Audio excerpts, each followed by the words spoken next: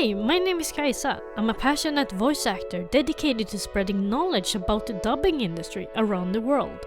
In today's episode, the veteran voice actors Josefina Hylén and Nicklas Berglund talk about their journey from theater and musical stages to dubbing studios and translation work. Nicklas, a dubbing director and known as the Swedish voice of Ken in Barbie, reflects on getting to direct his recent cinema feature movie, Wicked. Josefina, recognized for her roles like Kora in The Legend of Kora, Alia in Miraculous, and many more, speaks about translation work and the broadness of the voice acting spectrum, from dubbing children's cartoon to PG-rated shows. You're listening to Episode 6, Season 2 of Voices and Visions Behind the Scenes.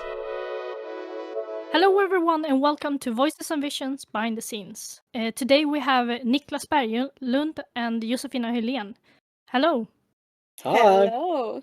Could you guys please introduce yourself for the viewers? You go first. Sure. My name is Nicklas Berglund, and I'm an actor, singer, voice actor, director, translator, casting. Casting? With casting duties, and so forth. And I've been in the dubbing industry for a couple of decades now.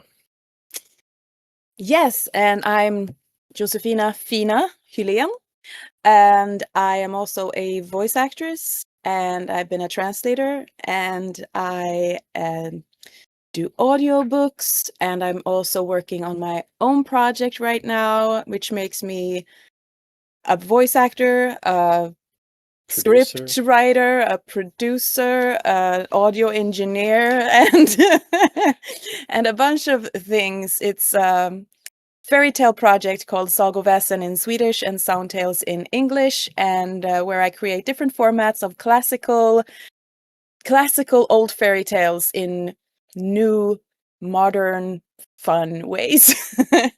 So that's kind of new, but I'm up to here in it right now. So it's all I think about and I live it every day. So that's a little bit about me. Yes, and since you both have actor and the theater actor background, when did you decide to pursue that career? And did you study at any specific high school and university? For me, it was I come from a musical theater background. I went to upper secondary high school with a mainly classical theater direction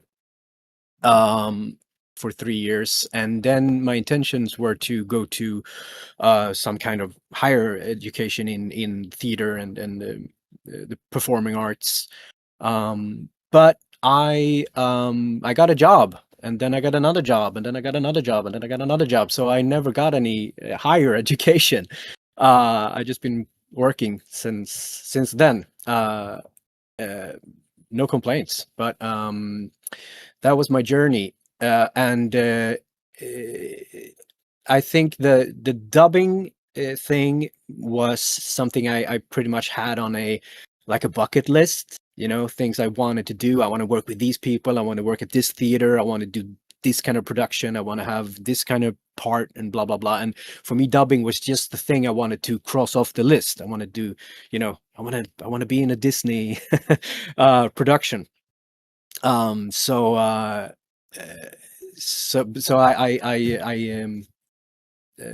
maybe that's another question, but I elbowed my way into the recording studio, and it took off from there. I just fell in love with the format and the craft, and been doing it like it took over. It took over all my other aspirations in a good way.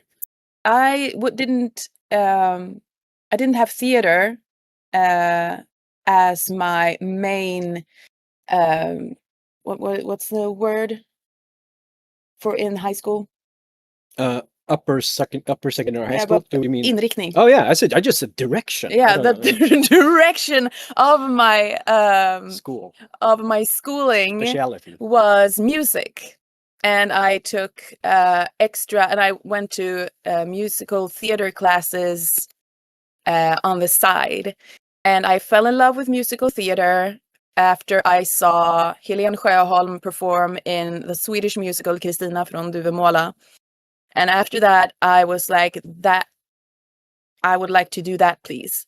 So I started studying music and I took theater classes. And then it sort of all felt impossible. And I took a bunch of other work. I worked in a factory and I worked in retail and I worked in a food market. And then I started working in a pop project when I was like 20 something with Jonas Berggren from Ace of Base. He was starting a new pop project. And long story short, I ended up applying for a dinner show restaurant in Gothenburg where I grew up. And I wanted to prove myself somehow to this pop project that I actually knew what I was doing. And I actually got the job. So, and it was way more fun and interesting than the pop project was. And I didn't have really big ambitions for that project. So I took the job. And then it was like Nicklas. Then I got another job, and then I got another job, and then I got another job. So I was in dinner show theater a lot and did different shows and was on tour. So I kind of just slipped in there. It wasn't exactly something I decided that I wanted to do. I said, I could try to go to an audition like last second. And I actually ended up getting the job, and it was forward from there. All right, sure. Then to clarify, I've just always known. I was 7 years old when I decided I wanted to be a ballet dancer. And then I just and did the singing in the church choir and then just performing every time, every day for everyone. I was unstoppable. It was just... Yeah. You had a little different journey. Yeah, but I always knew that performing was like awesome. I just didn't realize I could actually do it for a living. Yeah, it took a while before you realized that. Yeah. I just knew. I've never had a real job. It's just... That's kind of interesting, actually. Well, there you go. There you go. Yeah. And now we come to how you got into the dubbing industry. And what did it feel to step into the studio for the first time? Well, you touched on it already. Yeah. For me, it was a very... I was very ambitious. I made it was a long time ago, so I made You were in high school. No. When you didn't you? When you made your first voice test and sent in there. I don't remember that. I remember making DVDs. On if all you young people remember that. We burned our own DVDs with a bunch of voice sample. I actually did my own dubbing at home. I dubbed SpongeBob SquarePants and like some old 80s Thundercats episodes, and I did all the voices. And I recorded jingles, like commercial jingles on this DVD, and I just put my heart into it. And then I burned those DVDs, and I actually used the phone book and found every studio in Stockholm that did some kind of voice work recording, and I knocked on doors and I gave people this DVD. Didn't we both do that? Do you want me to tell the story? Do you remember? Maybe you remember it better. Yeah. Well, we met in 2009 when we were working on a cruise ship from Stockholm to Helsinki, and you got your first voice test. Yeah. This was spring in 2009, and you got really excited one day. You came in where we all were, and you were like, I got a voice test for a real Disney show on SDI Media, at SDI Media. And I was like, what, you did? I want to do that. And he was like, oh my God, I'm going to go. And then you went. It was for Jimmy Two Shoes. Yeah. And it was me, and I did a huge mistake. I asked them Who were the others? Who are my competition? No. We were three guys searching the auditioning for the same part, and I asked them who the other guys were, and they were both actors that I know about and really look up to and respect. So I was just proud to be, you know, in that company. So that was just a win for me. Yeah. And then I actually got it. Oh, nice. Yeah. So when you got it, because you got the voice test and you went, and then you got the job, and I was like, well, this is my shot, because we had been starting hanging out. I had a foot in the door. Yeah. And I was like, well, if you have a foot in the door, I'm gonna make my own little DVD and burn it. And I took this old My Little Pony movie that I watched when I was a kid, and I did the same thing he did. I removed all of the original voices and I dubbed over it. And I took my little DVD and I came with him and said, hello, here I am, and here's my DVD. And I actually still talk about this with the audio engineer who's still working. And you went further than me, because she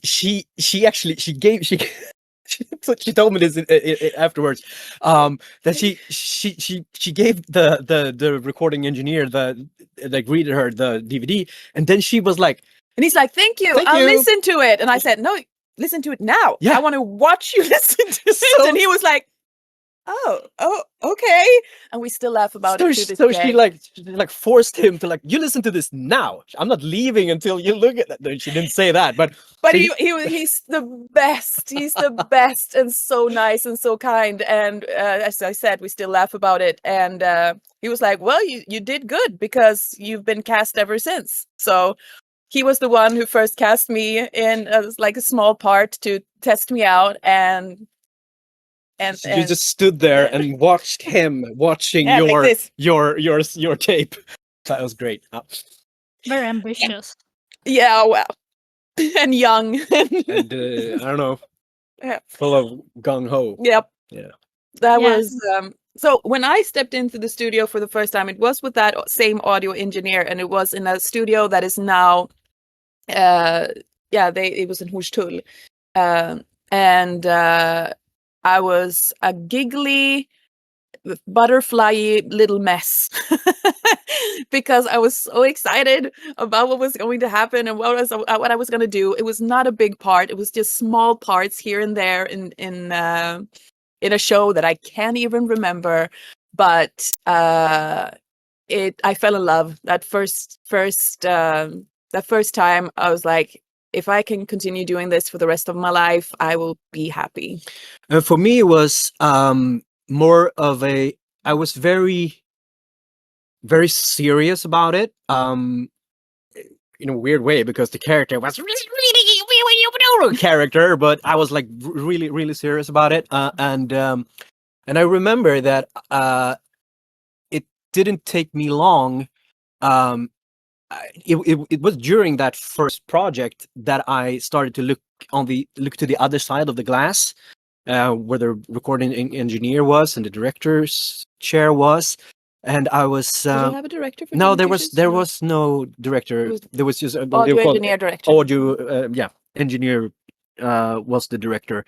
But I started thinking, what do I have to do, or what is required to be in that position? I wasn't that interested in the technicalities and the engineering, but I really I was fascinated by it, directing voice acting. So I remember just on my first job, I made a 5-year plan in my head, like in 5 years I'm gonna be directing animation. I didn't even know if that actually was a job. Just at that point, just being a director, not doing the button pushing thing. But I remember I remember a compliment I got, which was that the director thought that I was a dubbing kid, I've been dubbing since I was a child, but it was my first project.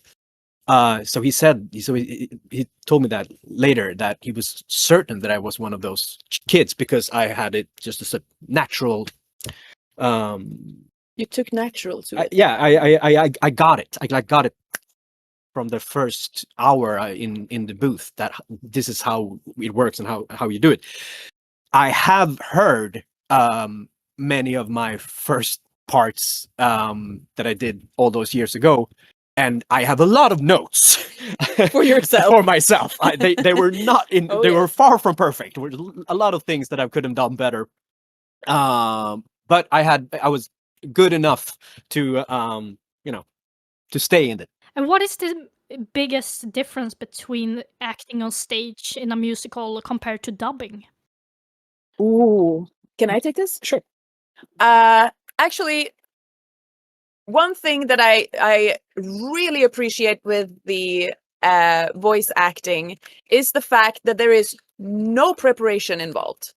There is no prep. You don't have a script. You don't know the part. You don't know what you're gonna do. You have no clue because everything is so hush hush and secret and everything. When you're on stage, everything is prepared meticulously, and you're and rehearsed over and over, and you have to have the lines like in your spine. You have to know, where am I going, and doing all of this extra work. But in the studio, you just arrive and you say, what's going on today? You're a space pirate. Go! Awesome! And action. And I listen to it, and you just go. And I really appreciate that a lot. I love both processes. So don't misunderstand me. But it's very, very fun to have different types of doing the thing, if that makes sense. Acting, doing the acting in this way and doing the acting in this way, both have pros and cons, and both are fun but very different. So we know that the theater and the dubbing culture isn't big in Sweden. How has it affected you as an actor? The size of the business, Yeah, the size. how big it is, how Yeah, it's not that big compared to like America, England. yeah, and the dubbing industry, since we only primarily dub just for children compared to France or Spain and Germany. So it's not a big business. How does it affect us? I think it affects the business in a way that of course the yrkesgruppen, how many people that are working with it, it's pretty small. So we all know each other. It's a very it's a little tight. It's like a 50 to 100 people that are like, and maybe 50 people who does it for a living. And then we take and then we borrow some when we need a certain voice or a certain I don't know, certain. It's a very small pond. It's a small pond. It's a very small pond, and there are a lot of talented people in this pond, and there's limited amounts of work. And of course, that affects us in how much work comes our way.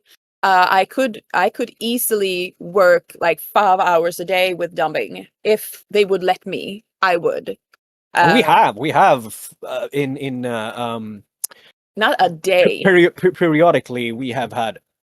I haven't dubbed 5 hours a day, like for a okay, sure. But with if since we sit on a lot of chairs, we're both with the translation and directing and casting and voice acting and singing and directing singing, and then we've had long stretches of time when we have had no time for anything else but the dubbing industry. So we cannot complain at all. We love the business and love what it's done for us and how much we've grown as performers and artists. I don't know. I'm just grateful to be thinking about the fact that it's such a small business. It's just a small pond, but we have two pretty big fish in that small pond. we got to be big fishes in that pond, and that's just, when you think about how small the pond is, that makes it even cooler, I guess. Yeah, because it's not easy to get into the industry. Like No. No. And this and a very important aspect is that a lot of, like everything nowadays, it has to be made. Everything has to be made as efficiently and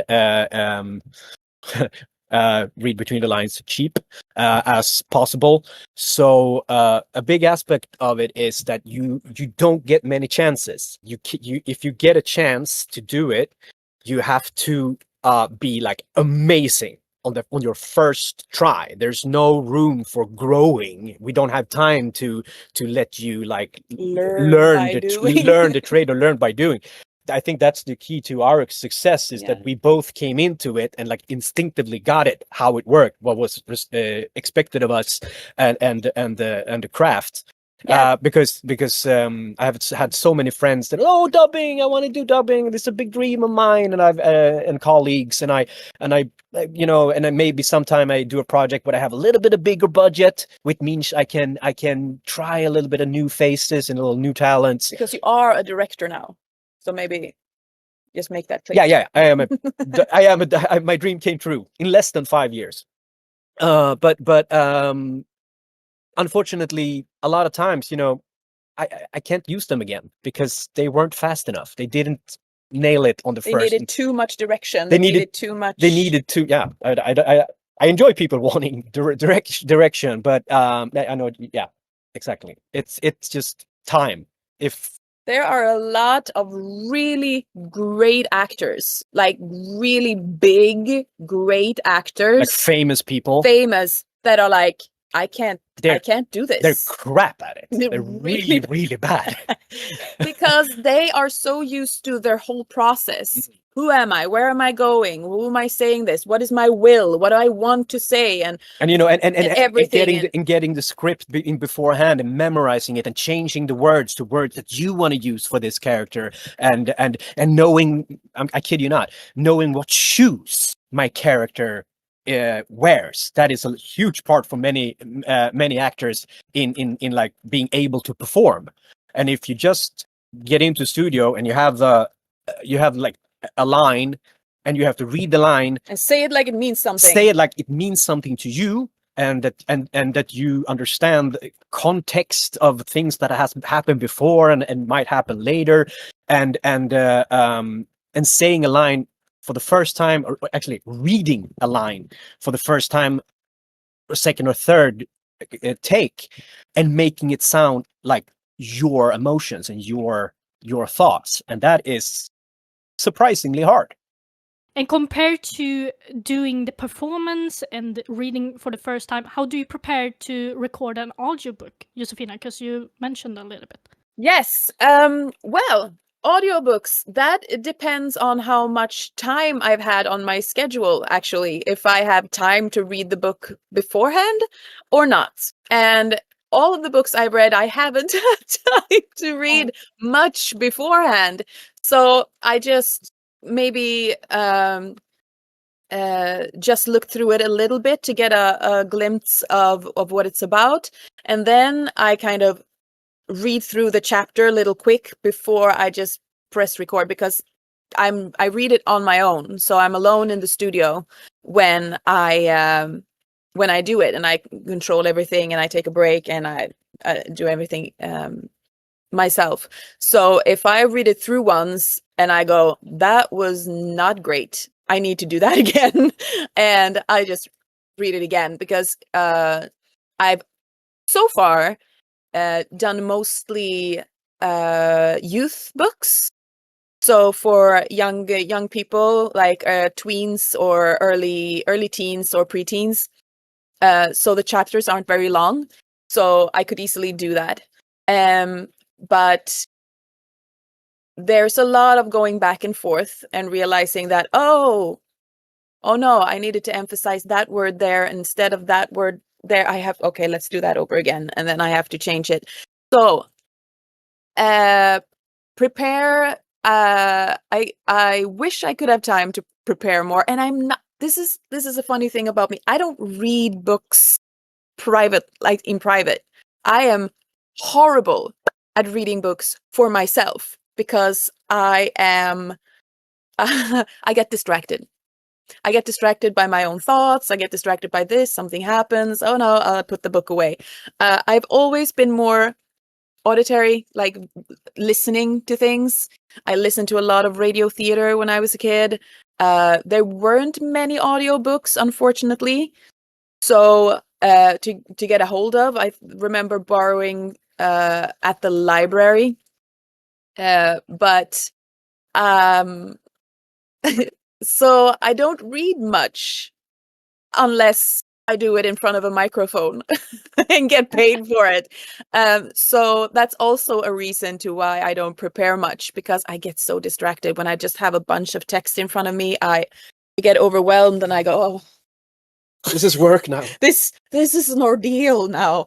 So yeah, that's just part of my personality. I get distracted easily when there's a lot of text involved. So I prefer doing it off the cuff because that's what I'm used to doing with the dubbing. So it comes easily and naturally for me. So But what is the best part of recording audiobooks?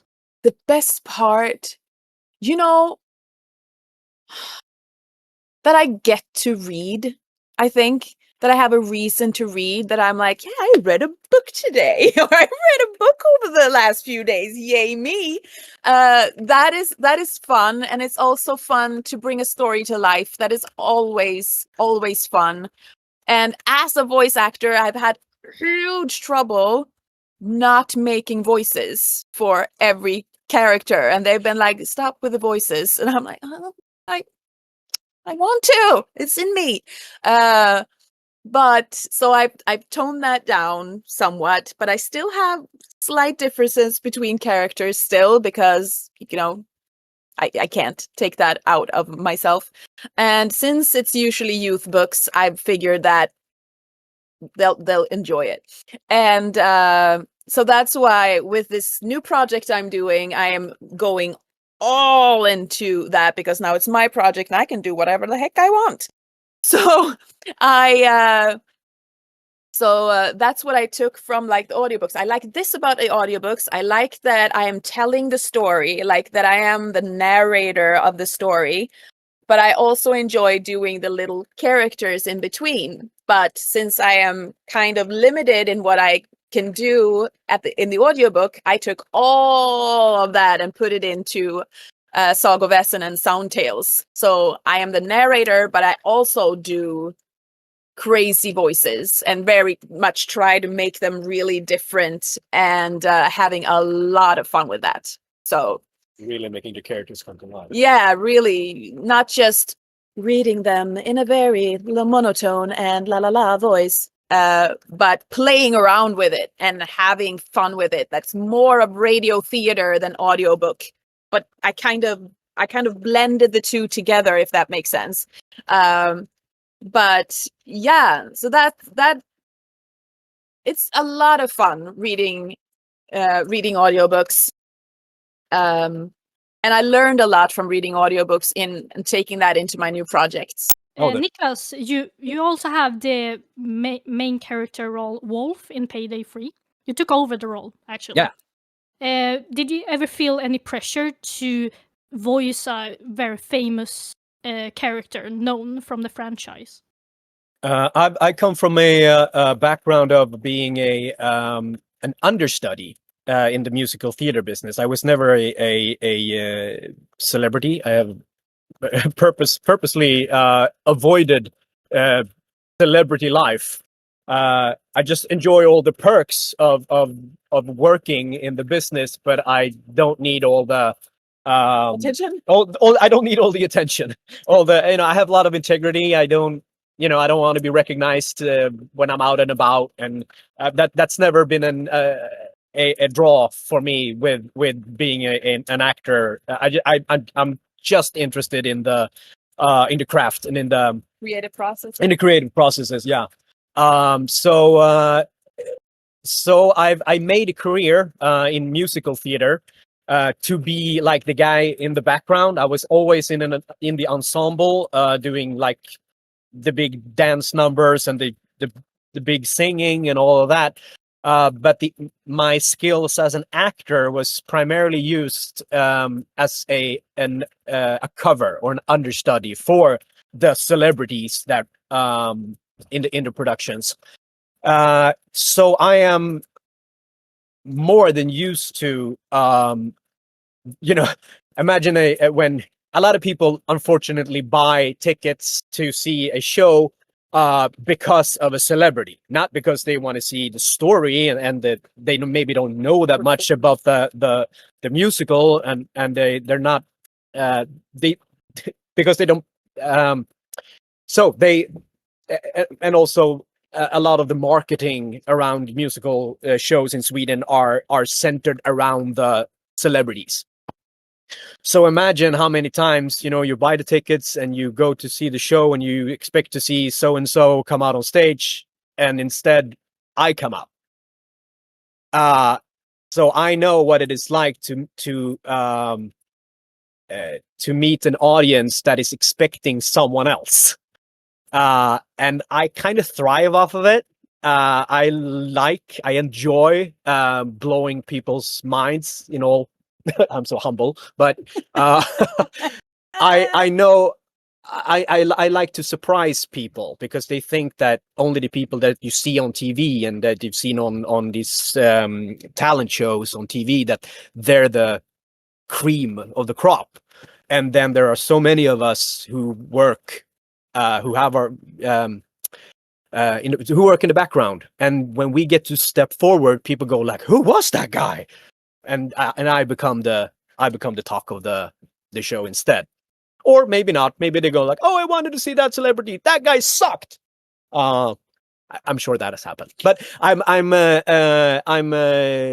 wasn't concerned about taking on the role of Wolf. It just felt natural. It's like, this guy did it before. He sounded like this. Now it's up to you. And my as I always say, my thing is just taking what the person has done before and just crank it up to 11. You're also used to, with the voice acting, hearing an original Yeah. and then mimicking the original. So you just did that, but in the same language. Yeah.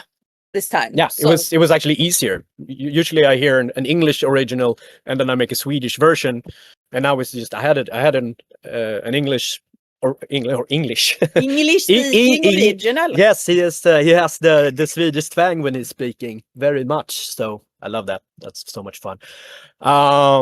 Yeah, so I just and Ulf, the original guy, he had laid such a fun groundwork, so it was just Jolly good fun. But did you hear like a demo voice and talking over it? I heard some wonderful Payday fan had put up like 20 minutes of all his lines meshed together on YouTube. So before every day in the recording studio, in the car on the way, I just listened to that tape, or to that YouTube clip in the car, and just spoke along with him. And also, he was so all over the place with that character, or that character is so all over the place.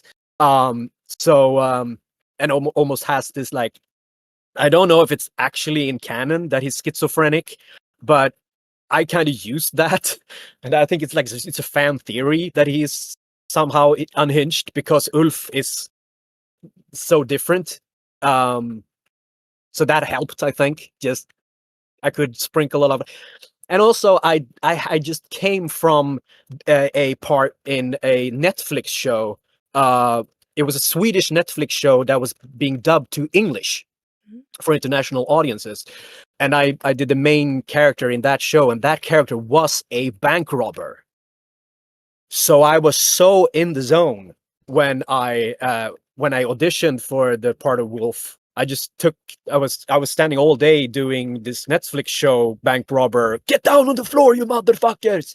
And then I just took that into Wolf also. He's dropping F-bombs. Yeah, but it was, I'm sorry, maybe I'm not allowed to. It's okay.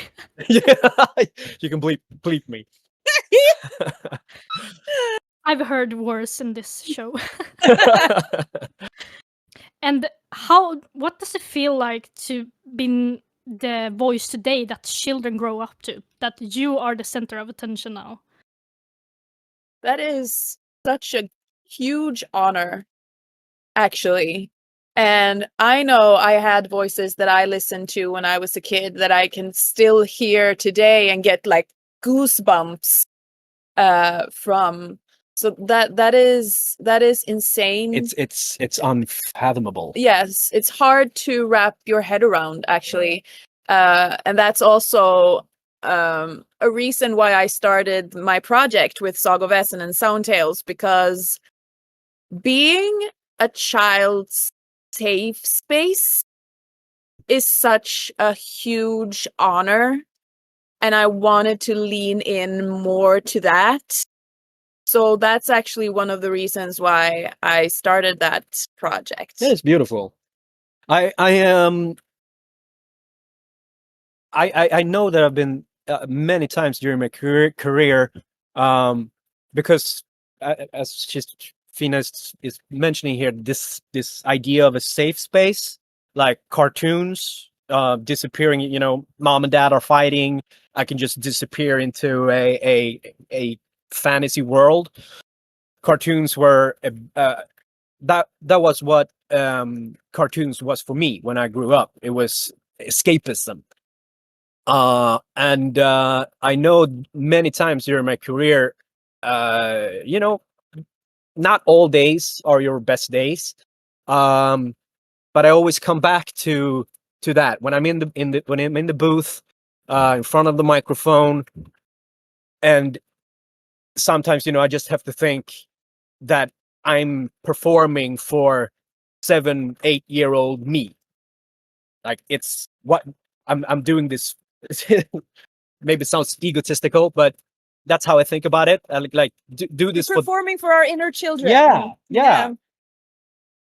We all have those. Oh my God. And just knowing that there are kids like me out there who needs that escapism, but who needs that escapism to be taken seriously. You know what I mean? It's very easy to start thinking that, oh, you know, it's just cartoons, it's just for kids. It's not rocket science. It's all that, you know. And also a lot of times when, you know, you know, it has to be efficient, and it has to be maybe too much of an industry. You know, the art of it gets taken away because you have to be like, come on, guys. We have like 100 lines to do. We got 45 minutes. Go. In those days, it's really important to remind yourself why we started doing this, or why we loved it to begin with. Yeah, because like capitalism ruins a little bit the film industry in general. For sure. Just a little bit. Yeah, I grew up with Barbie, for an example. I have almost every DVD, I think, the original there. And then I compared it to the Netflix specials, and I was like, dang, the quality has gone down a little bit. It's unfortunate. Sorry to hear that. I mean those. I know. I asked my brother to like, where does Nicklas sing in those films? He was like, there, and I was like, oh my, the lyrics. Yeah. Yeah. Unfortunately, often the translations are honestly my biggest concern. And I my heart is really, and I love translating, lyrics. But we don't have time. You know, when I'm in the studio and it's like, is this what I have to work with? I want to rewrite this. I want to rewrite that. We don't have time. Just get it in there. And it's just, okay, I'll make it work. You know? And the translators have some crazy turnarounds. Yeah, it's like 24-hour turnaround. By tomorrow. How? Yeah. So we don't get any possibilities of making the best content that we can, and that is unfortunate. Yeah. And also a reason why I started my own project. You can segue. I can segue.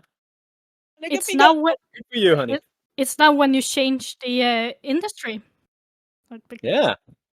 Yeah, maybe. Yeah.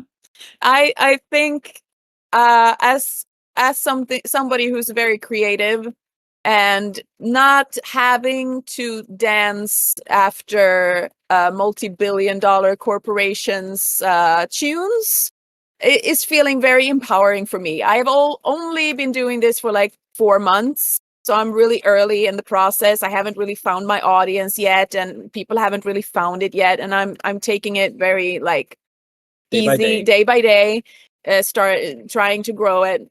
But having the power and having the possibility of creating my own community and my own audience that I can create content for without having to rely on these, as I said, multi-billion-dollar corporations. Like, now we're creating a lot of content, now we're not creating anything, and now we're creating a lot of content, now we're not creating anything. That, like, oh my god, how back and forth. And you don't have to compromise. No, because there's a lot of compromises in dubbing. You can't say this word and you can't say that word. Yeah. And this is PC and this we can't do blah blah blah. Yeah. And now I'm like, you know what?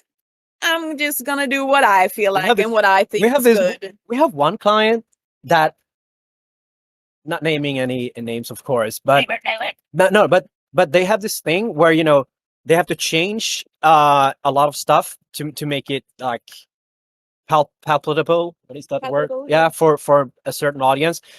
So the bad guys can't do or say anything bad, because that might influence the kids to do or say something bad.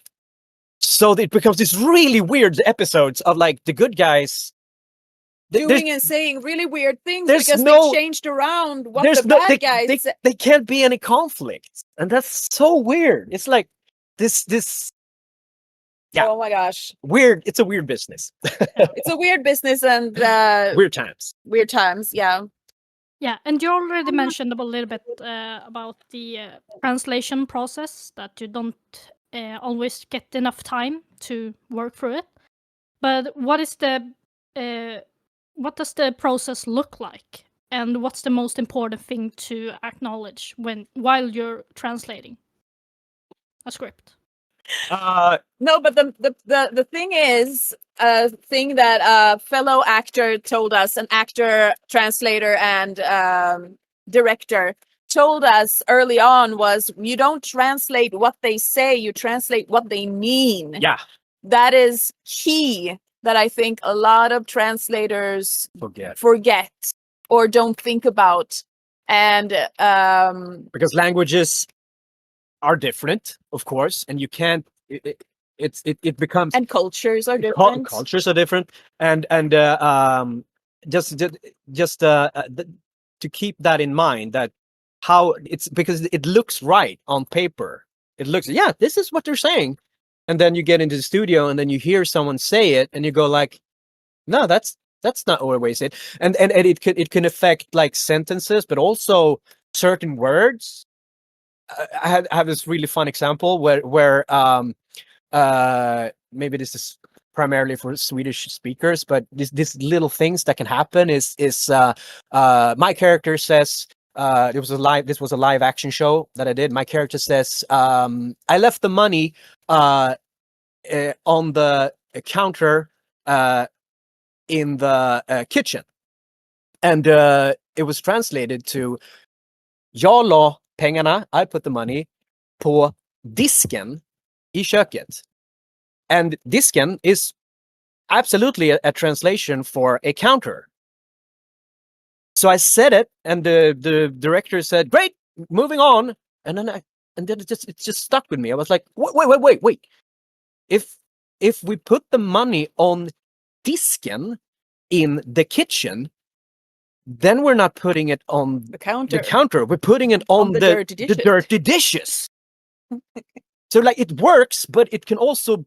And my director goes, but what's the word? It's called disken, right? No, diskbänken. It's like, oh yeah, and we don't have that word for word swapping in with Swedish and English. And Google Translate is everywhere. I can see that because of the short turnarounds, you can totally tell that a lot of translators are using tools like that. And it's just becomes horrible to listen to. It's just that, yeah. But all of these things are really interesting to be thinking about now that AI is knocking on the door, because this is where I think people really becomes essential in a new way in interpreting these kind of small differences in languages and emphasis on stuff, and it's going to be really interesting to observe how AI is going to be implemented, if it's going to be a tool for helping us humans be better, or if it's in the end just going to replace us all, and it's going to be Google Translate swapping out audio. Like it's going to be interesting. So now that when I'm directing people in the studio, I've actually started saying, you know, when sometimes there's an actor who's maybe struggling a bit or being a little bit blasé or having a bad day, and I actually started saying, like, remember, we're gonna compete with AI now. You have to be better than an AI. Come on. It's like people, oh yeah. Ooh, I'm gonna lose my job to computers. Yeah, and when you do casting, Nicklas, what do you keep in mind? Is it like to keep it so close to the original, or do you think like, oh, this voice works, but I think this person would fit better? No, I am all about as close to the original as possible. Using people, casting people that can compete with an AI, that can sound exactly like the original, but better, bringing more to the part than maybe is there in the original.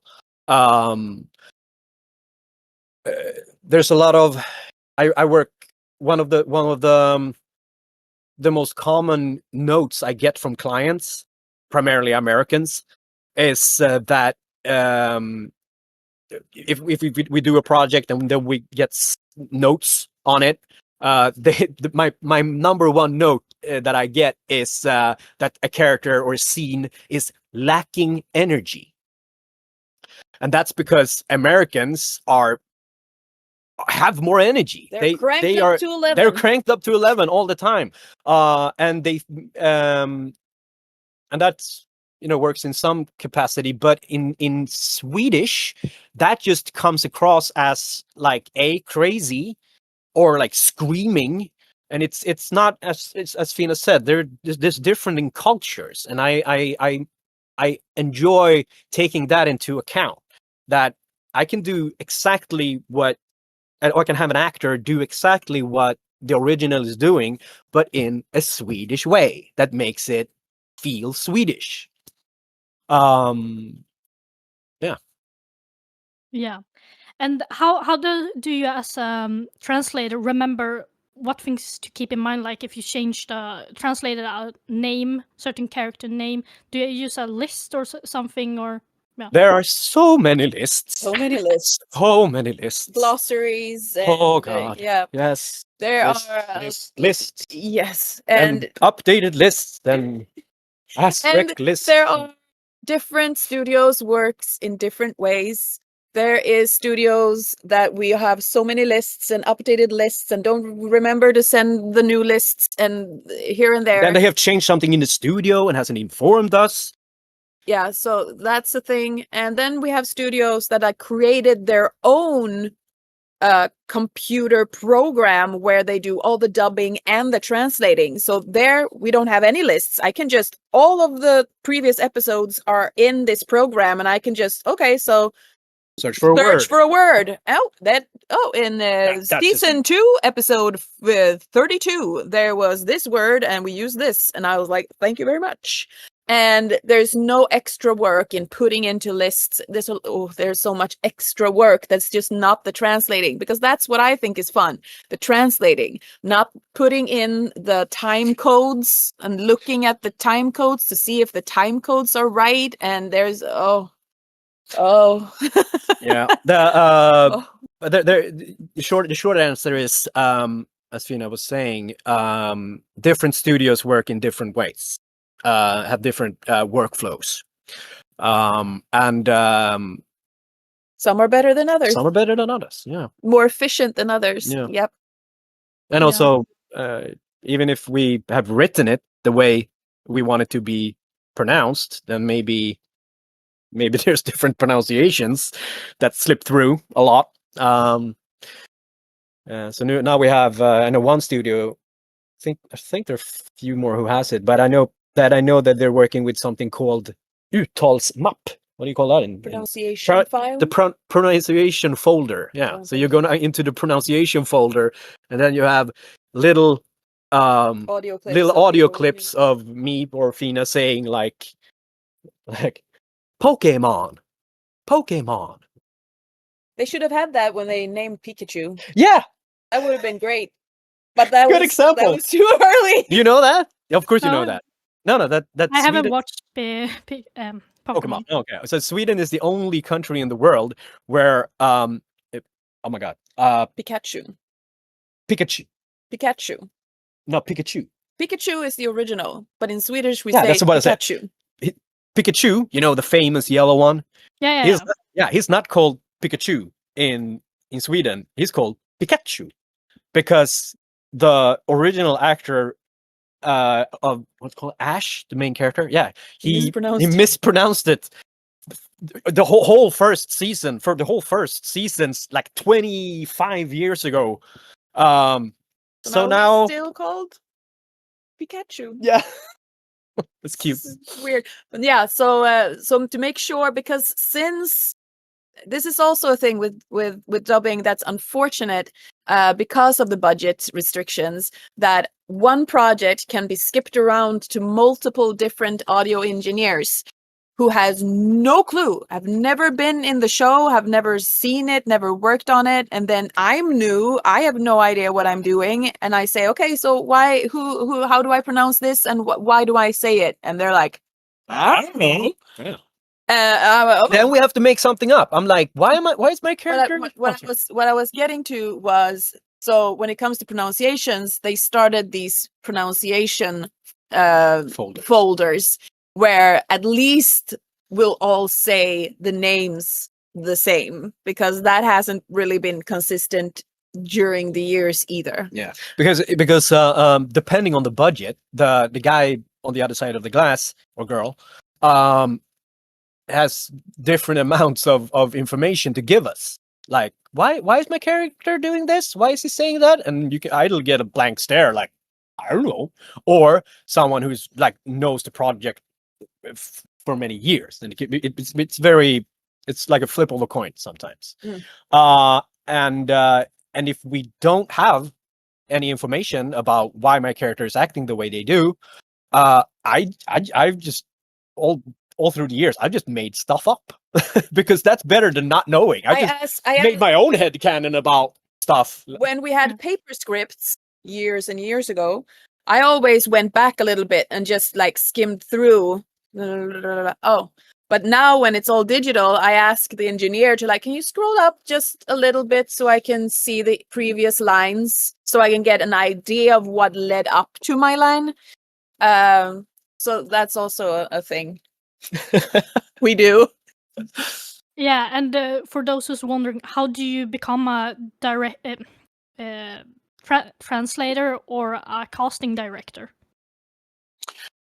I think the path to being a casting director is goes through being spending a lot of time in the studio. Either being an audio engineer, a director, or a voice actor who is good, has a good ear. Yeah. And I think a network of actors. You know, I've had this weird thing throughout my career where it sounds weird when I say it out loud, but I collect talents. Like when I meet people and I just close my eyes and listen to them talk, and I'm like, oh, oh, his voice is so beautiful. Oh, I got to use this guy for something. Like, and as I said, I put him behind my ear, like for later. I'm saving you for later. So I think that was a big part of why I ended up doing a lot of casting, because I had that, like, oh, I have to use this guy. I got to try that girl. And being a translator, I think There are a lot. Not only, but there are a lot of voice actors who do translations because we know what works in the studio. We know what definitely do not work, and how. And of course we were at a translator meeting, the first one. workshop. Yeah, a workshop, the first one, 15 years. And we got to meet some of the others, and they're not voice actors. And we were telling them, like, use spoken language, because Swedish in written language and Swedish in spoken language are quite different. And we don't have time to. Sometimes we don't even have time to read through the line we're supposed to say. It's just, okay, I don't know, I'm into it. Let's just go. And then if it's not in the spoken Swedish, you can get all stumbly and get all okay. One thing is you have to remove a lot of words. We actually skip over a lot of words When we talk. Yeah. It looks perfectly fine, and like it looks correct on paper or on the screen, but when you say it, it sounds insane. If it's written, yeah. If it's written Swedish. If it's written Swedish, and because and we like I usually I used to say that languages are like water and electricity. It wants to take the shortest route. We're unconsciously looking for the shortest way to say stuff. And if a sentence get overly wordy, it sounds weird. It gets, uncanny valley with language. It's my experience. But how to become a translator? Yeah, if you want to become it, just find a dubbing studio, email them, and say, "Hi, I want to be a translator. How do I do it?" And then they will guide you in what direction you need to go. And usually you do a test. You will do a test. You do a test translation, and then they'll say, "This is awesome. Here's work." Or "This is awesome. We don't have any work." Or they don't even get back to you. No, or they don't even get back to you, because they get a lot of emails. Yeah. Yeah. No. My I think my main stubbornness. Yeah. Stubbornness. It's like. Don't take it personally if they don't respond. No. They have so many. Yes, I am so sorry. There are so many people who have emailed me through the years, and I don't have time to answer everything. And some people I answer and say, "Oh, this sounds great. Thank you for your voice test. I'm gonna put you behind my ear." But then maybe a couple of months go by and I don't have a casting project, and also that aspect of I can't really try that many new people. Because if we go over budget, it's my head. So usually, of course, we use the tried and true, the people, these 50, 100 people I was talking about. Those are the people we know can do the job and do it really well. And then it's just for safety. That's what we do. We use the fishes in the pond. Yep. Yeah. Josefina, I remember from another podcast interview with Christian Hedlund that you mentioned Thundercats was your first translation project. Yep. Yeah, and I remember Nicklas roasted you for that. I get an explanation. Why do you think it was not bad, but like the translation? What was it about? I think you said that sometimes they give projects to people who aren't experienced or something. You didn't mean that my translation was bad. You just said he says a lot of strange things. You just ignore him. What did you mean? You kind of roasted me and I called you out on it, but it was fun. It was all in good fun. I think he just meant that, not me personally. but that sometimes that new people that don't have any clue what they're doing get a big project. This wasn't as big of a project as it could have been. It should have been. It should have It been. should have been, but it got a Steve moved a little. Yeah, it got the stepmother treatment. That's a Swedish saying. But it was like it was a really good show. But no one at the studio knew that. Director, they had no budget whatsoever. I think that's because Thundercats is what he watched when he was a kid. So that's where that came from. He didn't mean like you were so bad and you got to do it. I think now I remember. I was so gung ho. You were I was lion-ho. That was like the peak of my career to this day.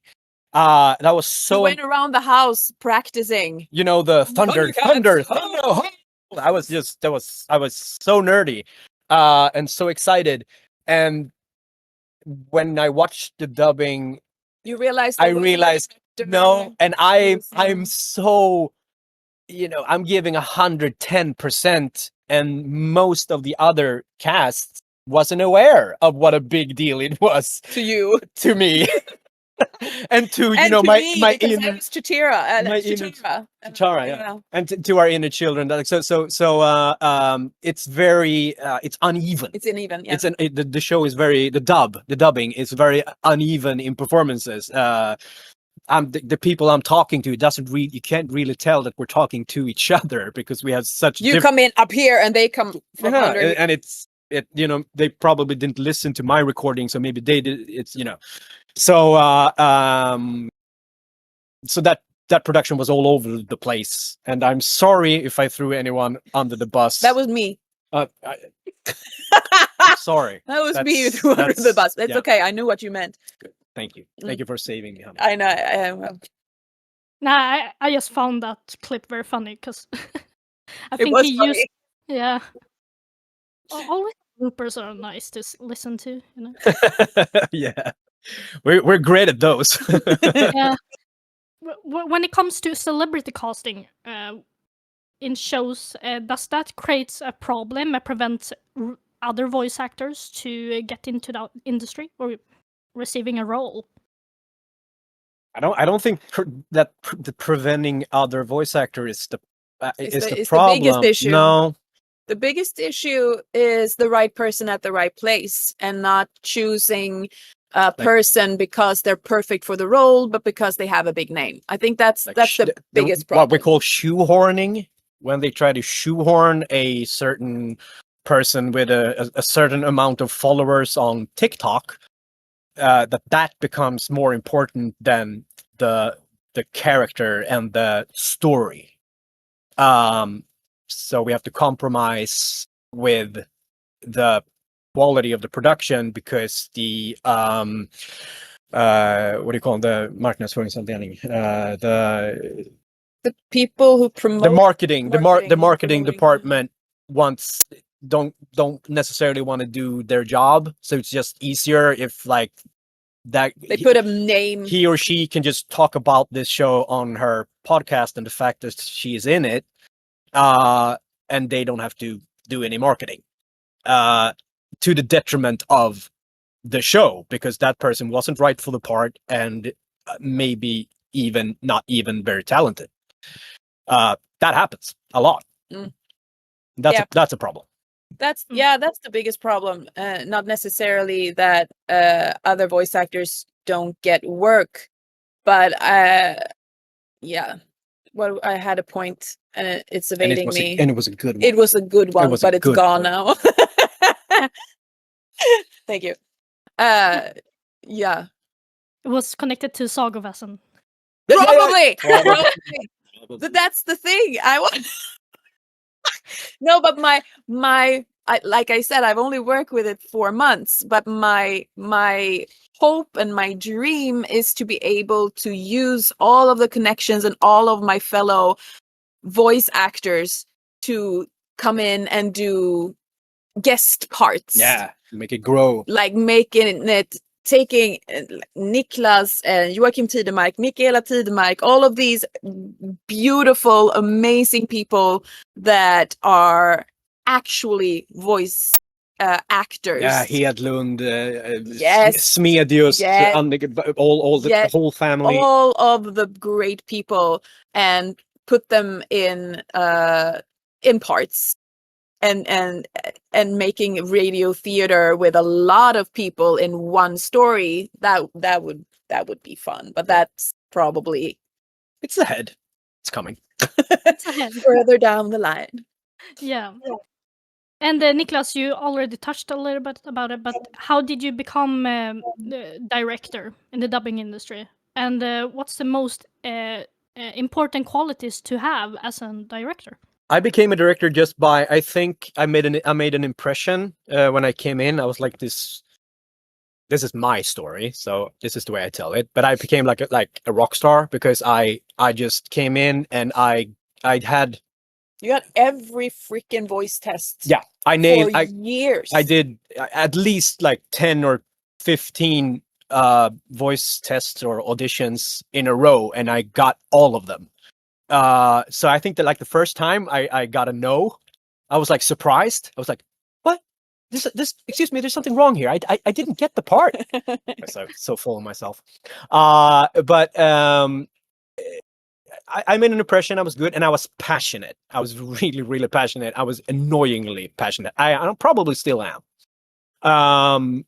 You know, and I have, and I've been very åsiktsfull. I've had a lot of opinions. Opinionated is the word. Yeah. So I have, and that has been a curse and a blessing throughout my entire career, my musical career.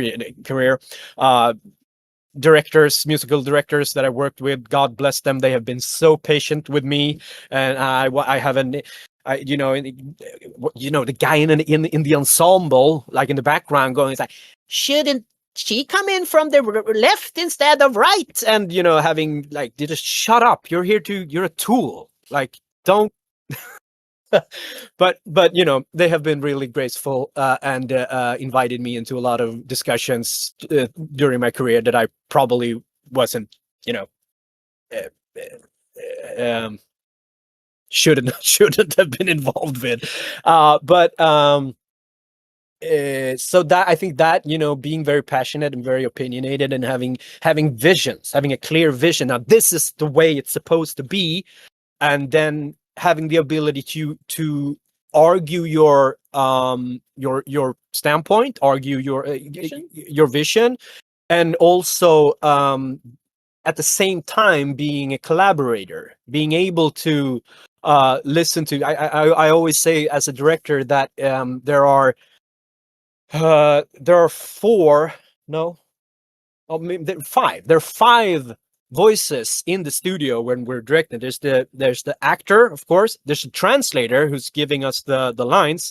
There's the audio engineer who has a lot of input on what works and what doesn't work, and a lot of the guys and girls who works as audio engineer also work a lot as directors. So they have a lot of experience, and some of them are very, very talented. So I always take into account what they're giving, and then we have the client who have their vision and their ideas of what's supposed to be. Even they're not, the translator and the client are like what I call the silent voices. They're not there, but we have to take into account their wishes. And there's me. So I'm not a despot. I'm not a dictator. I'm the one who decides what we do, but there's a lot of times where like the audio engineer and the actor loves or likes something that the translator has done, and I don't. But if they can argue their point, I get this feeling about I'm outnumbered here. There's the democracy, it's collective. I enjoy collective creation, like creating stuff collectively. So you have to have that ability to listen to people, to put your ego aside, and maybe your leader, but also follower when you need to. Yeah, that's hard, but it's an important thing. and also being able to articulate what you want. You can have it really clear in your head, but if you can't explain to the actor what you need from them, because the worst thing a director can do to a seasoned voice actor, especially, is to say the line before you do. Like, no, I want it said like this, and then they say exactly the way you want them to say. That is horrible. A lot of actors are insulted by that. I do not like it. I don't get insulted, but it disturbs my creative process. Yeah, it's not as fun. It's not as fun at all, because it feels like you're just telling me what to say. You're not expressing what you want and let me get to it. Exactly. I'm not a parrot. That's exactly. Yeah. So yeah. But sometimes you have to. And it's like, can I just, when you've tried everything, tried explaining, tried using euphemisms and tried to use metaphors and try, and then it's like, can I please just say it the way I want to say it? Or sometimes really graceful actors just go, can't you just say it the way you want it to be said? Like, okay, yeah, thank you, I can do that. Of course, that's cheating. It becomes more authentic and just more natural. Sounds just better if you can get the actor to say it. Get the actor to evoke the feeling of it. So you have to be a director and a voice actor. You have to be really in touch with your feelings. Mm. Yeah. And how do you, as a director, prepare yourself before a recording? Do you watch the material beforehand, or yes? What does the process look like? You watch the project, and you also do what's called an adaptation of the script. You get the translated script from the translator, and then I go through it and I change, usually a lot. Sorry, all translators that have worked with me.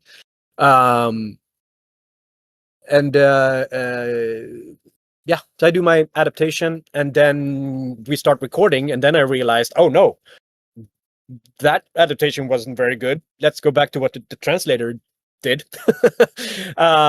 Because I like trying things out. No matter how much I've prepared beforehand, when we get to recording something that sounds perfectly natural and right to me in my head, and then I hear another actor say it, and I'll go like, no, that doesn't sound right. Coming out of their mouth, yeah, it's totally wrong. Yeah, but when I say it, it sounds good. But when she says it, it doesn't work, and it doesn't work for that character. She should say it like this, and a lot of that is happening in the studio. It's collaboration. That's why it's a real problem. I haven't seen that in a while, but sometimes we get a script that is locked, which means we're not allowed to change anything in the studio. And that is just the dumbest thing. That never, ever. I don't think I've come across that. It was a while ago. I think they've realized that it's just really stupid way to work. It never works. And how do you, as a director, work with songs when it comes to ensembles and musicals? How do you guide the voice actor to perform in the way so it sounds natural and sounds good? It's oh goodness. It's we have to do a lot of takes because the actors usually don't get any material beforehand. So a lot of times, most often, the singer has never heard the song or that version of the song before, or seen the lyrics. So there's a lot of takes, there's a lot of rehearsing and just finding the notes. For starters, getting familiar with the melody, a rhythm, and then also the aspect that they have to sound like an original is also something that when they have the notes, we start working. Then we go on to finding the sheet music. Yeah, what? Yeah, the sheet music. Hello, notes. Yeah, when they have the the melody and the rhythm and everything, I start playing around with findings out. Okay, let's listen to what the original actor or singer does there. Can you just? I want to hear how it is if you mimic that, and then we use a lot of lingo that singers understand, and then as the last phase, it's finding the feeling. Like first we have okay, great. Now we have a take that is like flawlessly in every way, and the last thing now let's add the feeling. Like sing it like you mean it. Sing it like it means something to you. Sing it like and with and then there's different techniques on how to find that. Yeah, and you both have sung probably a lot in the dubbing industry. Yeah, but Josefina, what do you need to hear from the director when you want to achieve the performance they are looking for when you sing, like in an ensemble or something? What do I look for in a director? Well, the more the director knows the material, the easier it is for the director to explain to me what he wants or she wants. And that is key. You know, that is usually not I think you have more like pet peeves what they can't do. Yeah. I can think of two things. Really? Yeah. Tell me. You actually taught me this. No, she taught me one of them. I can't say, or I should avoid saying, or asking the singer, can you do this? Oh yeah. Can you do that? Yes, of course I can. That's why I'm here. That's why I'm here. So I instead have to say, I would like to hear you do this. So she taught me that. That's a great one. I use it all the time. And also, this I learned from a very talented director, like a mentor to me. His name is Daniel Sjöberg. Really good actor and dubber and just all around amazing man. He taught me that I should never use the word men, but because you can give the actor so much praise, and then the moment I say, but then all the good things I've said before, the self-esteem goes. So instead I have to say and. It's it's this little psychological tricks that to make people perform and to make people relaxed in the studio, because there's so much. Most people who are there are really really ambitious and nervous and you want to make sure people relax and feel comfortable with because as a voice actor you're never on the other side of the glass. I am only on one side. He has the privilege of being on both sides. So if I need 5 takes to get a song line right or a harmony right, I sometimes feel I'm the worst dubber that ever existed. Nobody else needs 5 takes to get anything. It's only me. And of course, they know that it takes 10, 12 takes sometimes for really, really talented people to get something right. But we are very fragile people. Actors are very fragile people. And I am one of those. So to not get into my own head, those are the things that directors need to think about, because I can only speak for myself, and I can get into my own head and self-sabotage because I get worried that they're thinking this or that about my talent or whatever. The moment an actor or a singer loses confidence in the studio, we might as well call it a day. So it's really important to make people feel good about themselves and confident, yeah. And that's not hard for me, because I usually only work with people that I really respect and admire. So I just, try to love bomb people as much as I can. uh, and have fun. It's Yeah. supposed to be fun. Nicklas, what was it like to take over this project with Wicked, the recent one, the biggest film of all time? How was it to direct it, and the songs, how was it to work with them? Well, he's lived with a wicked, crazy person for 16 years. I fell in love with Wicked when I was 23 years old and worked abroad. So he's heard about Wicked forwards and backwards, and I have done like analyzing things. So he was well prepared for this gig. I've been groomed into being the director for Wicked, and I didn't know it when it was happening to me. We were in when I was like filling your head with all the details. we were on. Why it's so brilliant? Yes, like in every detail about it, and that really helped during that process. I was just amazed that I got to do it. It was just such a dream come true, working with such amazing talents. The ensemble that we got is just the greatest people. And what was it like? I was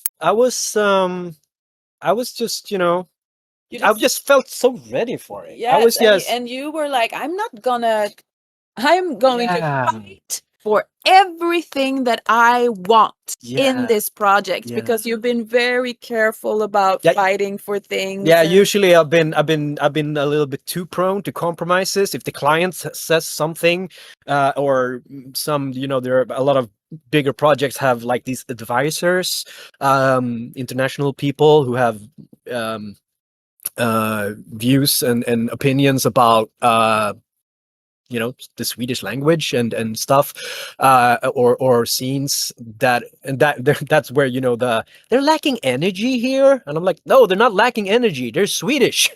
But so I usually, not usually, but I've been prone to like, okay, if you're the client, it's your project, yes, let's do it your way. And then I sit there in the cinema and go, oh, why did I give up on that one? But this time, when we did the first Wicked here, I wasn't that willing to compromise. I was being a bit of a butthole. Hopefully not. But I was being a I wrote like these page after page of like arguments and arguing for why we should do it this way and not this way, and we had this a big thing was that we had the stage translation from Göteborgs Operan, where they did the live show, and we had that translation in the studio, and we were like beholden to it in a weird way. And I took a lot of because it's such different mediums. It's just so different. So there was a lot of that arguing with the American team on. They were like, no, it's been translated. Why do you want to change it? And then just okay, I have to explain every word, every phrase, why I needed to change something. And it was scary. I was a lot of time thinking like, they're never gonna let me do another movie. They're never gonna this is the last job I do. But if it is, I'm gonna be proud of it. I think that was what I was feeling, actually, now when I say it out loud. I was like, if this is the last thing I ever do, I want to be proud of it. You still had to compromise, though. Yeah, there was still a lot of compromising. But in the end, everyone I've heard, at least, seems to be pretty happy with the end results. I have these people on that wonderful, probably autistic people, fans who get in contact, who knows what they like and don't like. Yeah, and I really appreciate that. Yeah, I love these people. Yeah. These are my people. My people, and they get in touch with email and they tell me what they think. and I've only heard good things about what they thought about the Swedish version of Wicked. So I'm proud of it. Yeah. Yeah, I haven't been able to watch the Swedish version, but Josefina, were you also a part of the ensemble or a main character? Of course. Bet your little booty I was. Can you tell me what did it feel like to be a part of this universe? Okay, you see, I'm speechless. I this show means. Okay, I'm gonna cry. No. Oh. It's okay. This this story and this show means a tremendous amount to me. So I'm such a dork. Nerd. I'm such a dork. And of course, my dream part has always been Elphaba. I wanted to play Elphaba with my entire being, and I would have done a kick-ass job of it too. But being how it is, they wanted someone who was multiculti, and I am whitey. So there, it was a no-go, and that was something I had to grieve. Sounds also dork. I'm a nerd. That's how it is, and I grieved it, and I was like, okay, I get it, but now I just want to be a part of this universe, and I got to be that, and it's amazing. It's so ridiculously nerdishly wonderful. So I play Shin Chin, which is Glinda, one of Glinda's best friends. Chen Chen, not Chin Chin. Shen Shen. What's your name? What's my name? And that was so much fun. And you get to flex your comedic. Yes, I get to flex my comedic chops. And of course sing a little bit, and hopefully if the second movie comes along and we get to be a part of that as well, I hopefully get to sing a little bit more, and you know, I'm in with the director, so maybe that will happen. But this is when he lost his job, you know, after. Who knows? Yeah, it has to be, as I said, it's nepotism is a thing, but to me it's as long as it's like the right person on the right place. Yeah. I've actually had people cast me in parts where I go in the studio like, why did you cast me? You should have. This is like Steve Kratz, or this is Anders Öjebo. I shouldn't do this. Like, but I need money, so Capitalism. Yeah, and which song was the one you most struggled with to record or direct? The ensemble songs? No, because my ensemble people that I've been using are the bee's knees. They are so cool. They're like and I primarily use these people that no one knows about. That people who are like, who stands behind, like in ensembles, or people who are like our Elphaba. She is she works as what do you call it? A choir girl. Sounds weird, but you know, she's Backup singer. Backup singer. Thank you. She's a backup singer to a big pop star in Sweden. So no one knows who she is. But she is stupidly like Talented. You have to listen to it. It's like, it's crazy that she's doing what she's doing. Yeah, I couldn't be more proud. She is just. But she's a little bit of an enigma to me, because her name is Strandchetin, and she is more talented than like anyone. She's like top 5 most talented singers. Just the range, just all the things she can do with her voice. It's insane. That in this movie she's doing a Swedish version of what's her name? The actor, the original actor. Cynthia Erivo. Cynthia Erivo, the original actor's name. Strand is doing. She's doing a Cynthia Erivo, of course. That is her job to mimic the original. But she can do so much more. She has such range. She can do gospel, she can do pop, she can do rock, she can do she's amazing. But on this, but at the same time, she is so humble. She is so humble that it almost gets annoying.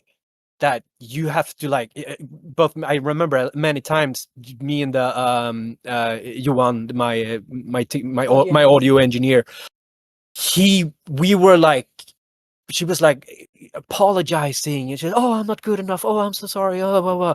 And we were like, "You are so amazing." We were fanboying over her.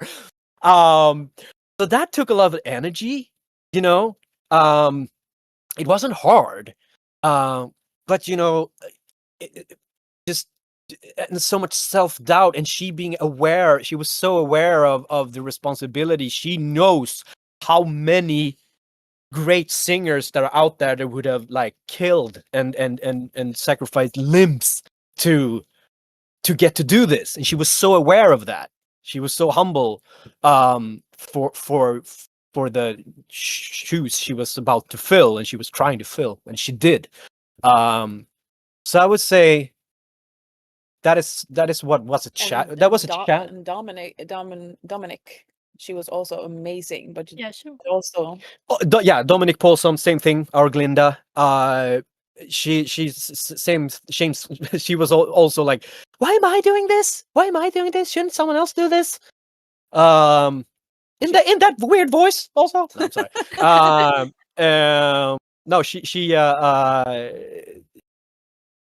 No, I'm just so proud and so blessed, and I love all the people who are in that our ensemble for Wicked are the bee's knees. It's just it's a blessing. Yeah. And what are your favorite soundtrack songs from the first movie? Me? Both. So either the Swedish soundtrack or the English. I have to choose two. I have to choose or I choose one duet. You know what? I'm gonna say one whole day. One short day. One short day. Thank you. Yeah. That because of our version of that with both our girls, and the ensemble. I got all the everyone was singing in the show, I think, are in that number, and they the Swedish Glinda and Elphaba, they complement each other so well. Their voices work so well together, even better than the original. Because I agree on that. I heard some of the songs. Yes, that's one of my critiques actually for the original movie, that I think that Cynthia Erivo and Ariana Grande sound too much alike. And our girls don't. And everybody is like, "Oh my God, they're mixed together so beautifully." I'm like, no, they sound the same. They should be very, very different. And that's my biggest critique. I noticed that you're not allowed to critique the original online because people get really freaking upset at you if you don't love every single frame of the movie. The Wicked cult. And since I am diehard fan, I feel like I get to critique it because I love it so much. Yes. And that's one of my critiques, actually. I love Cynthia Erivo. I saw her perform on Broadway in The Color Purple, and it was one of the best musical experiences I've ever had. I was alone and I watched it, but it felt like we were one spirit in that room watching her go through what she was going through. And it was electric. It was insane. She is so talented, but I don't necessarily think she would have been my Elphaba if I got to choose who got to play her. Not because she isn't amazingly talented, but because I didn't see her as a voice match for Elphaba. So yeah, come at me, internet. Yeah, but for me, that song comes to mind just because, and also where they are in the story, how they're friends, and they where you feel, oh, my girls, look at my girls, they're having a day on the town, and it's It's so hopeful. It's so hopeful. It's just before the it's the peak of the roller coaster. It's like oh. So that song is springs to mind. Yeah. From this movie, I mean, I think I'll have to say The Wizard and I, because I also have a critique for the war cry at the end of Defying Gravity. I don't like that they changed it. I understand why they decided to change it. I understand all the reasoning behind it, but I don't understand why take a cult phenomenon that is that war cry and change it for an entirely new audience instead of building on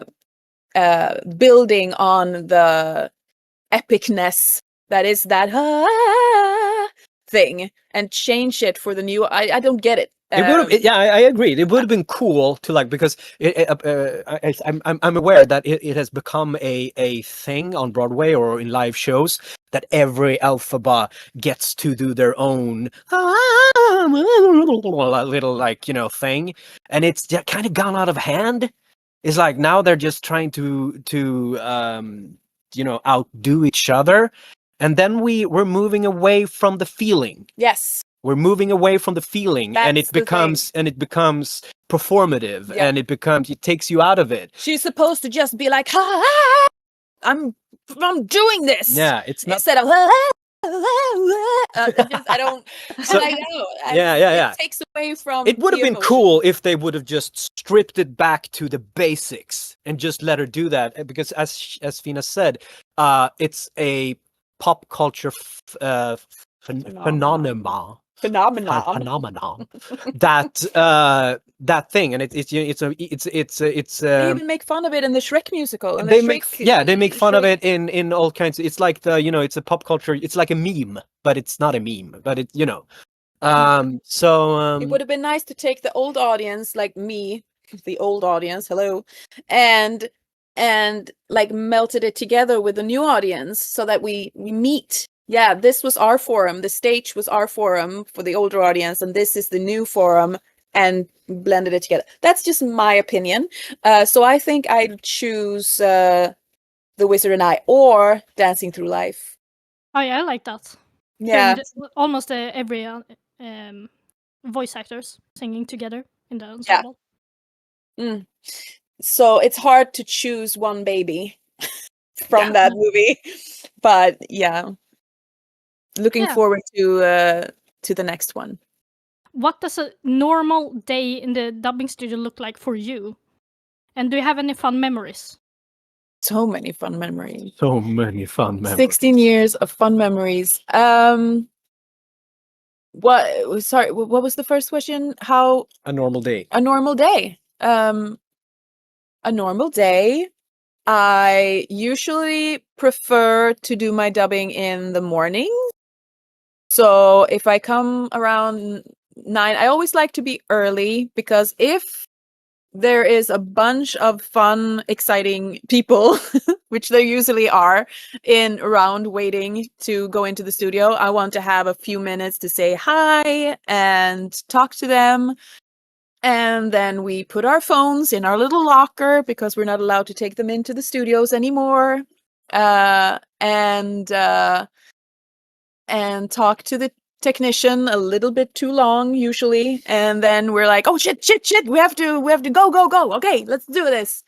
And then we have a lot of fun, and we look at each other going, this is our jobs, and then an hour or two goes by way too fast. So fast. Usually it's 1 hour, 2 if you're lucky, 3 if you're super duper lucky. And our son is also dubbing right now, and he has more dubbing hours at this point than we do. Yeah. So that's a normal day for me. Yeah. Same here. I enjoy the coffee machines that they have. So I choose the hot cocoa because I'm not a coffee drinker. So, so I'm too childish. I go I enjoy, you know, coming to the studio also, hopefully in time, with it, you know, You're to have my more coffee. close to actual starting point than I am. Yeah, that might be true. And yeah, same thing, you know. Find out what It's we're working on. the yeah, and I the you know the it's really magical, the escapism that is still there in, you know, whatever, you know, I got going on in my life with bills, or, you know, car breaking down, or, you know, the hassles of life, or social interactions that might have gone wrong, or anything, all, you know, all the things that are going on in our lives. But to have that space, you know, when you go into a dark room, and it's just you and this character that you get to become for a couple of hours, just leave Nicklas and all my ego stuff outside, and just become someone else for an hour or two. That's actually therapy for me. I can only agree. Yeah. And what kind of productions do you prefer to work with or voice? Is it either like drama series, comedies, or like quirky characters? I can't say. Omväxling för nöje, we say in Swedish. Yeah. Variety is fun. Yeah, it's, you know, I actually don't think I would enjoy being just a quirky character for my entire career, and I don't think I would enjoy just being live action, serious drama. It wouldn't be fun. But to the jumping between the jumping between and the variety of the profession is actually what makes it fun to me. That is an important part of it. I don't want to be typecast as just one thing. I was really scared that when I had this, when I became a father 12 years ago, I think it was like 6 years in that it took me a while to actually become, you know, it's easy to become a father, but it's harder to become a dad. So when I had actually like landed in my role as a dad in my real life, then all of a sudden I became getting cast as a dad in shows, and I was really scared. And, oh no, now I'm not gonna be like playing young people, and me. no, it's just mom. I'm just mom characters now, and grandmothers. Thank you very much. That's pretty impressive, though. Yeah, but it's kind of sad because I actually got this commercial once where I was supposed to play a mom to a teenage daughter, and when I started talking to the client, talking about what the commercial was and what I was supposed to do, they said, you sound very young. Are we sure this is the right said, thank you. I'm going to tell all of the casting people I know because they only cast me as mom nowadays. That is. And I said, I can sound older if I choose to. Don't you worry. And they ended up being very happy. But that's yeah. Yeah, the age thing is actually an interesting aspect because there sometimes clients want to know when I send a voice test. Samples of voice tests, or a group of people, they want to know the age of them, and I'm hesitant to tell them because that's not important. It shouldn't matter at all. How do they sound? Yeah. Do you buy that this person is 16 years old, or don't you? Do you buy that this person is 21, 24, whatever, or don't you? It doesn't matter if they're 40 or 32 or 15.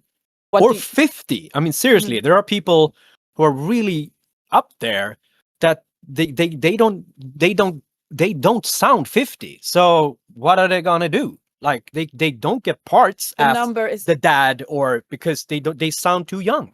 The number is not important. The number is really, really dumb to focus on, because it's all about the voice and it's all about the acting. Because in many countries I've talked to an Italian voice casting director, and they take account to how old the voice actor is, because it's more closer to the voice range, they say.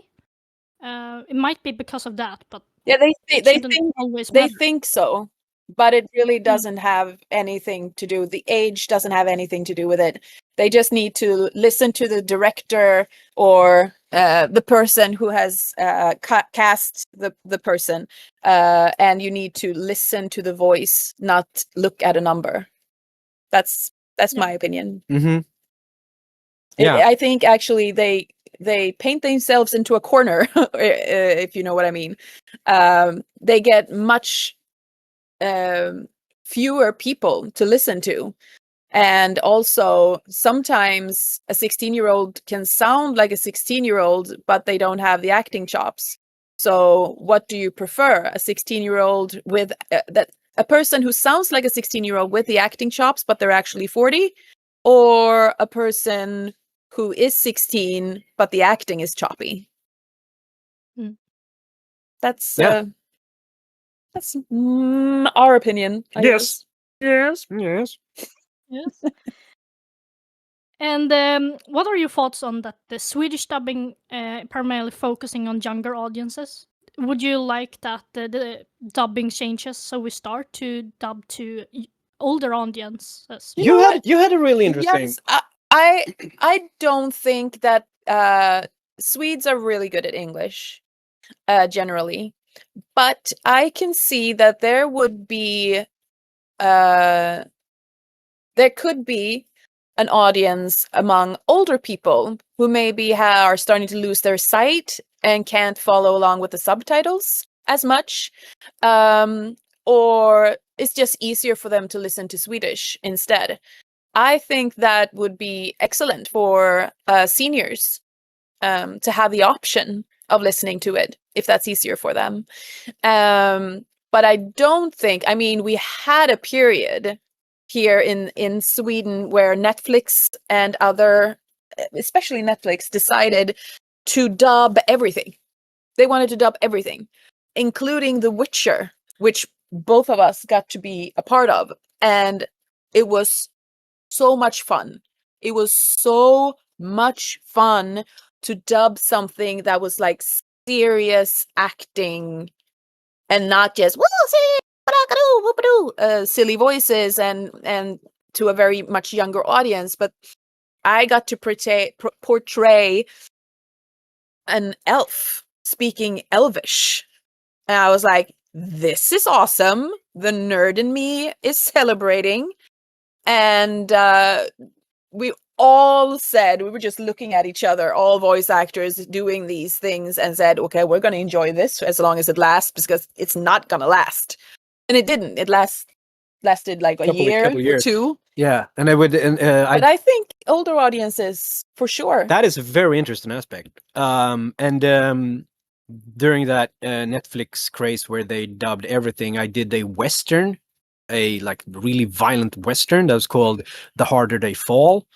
Great cast, great, really serious, and the Swedish version, in my humble opinion, is really good. Like check it out.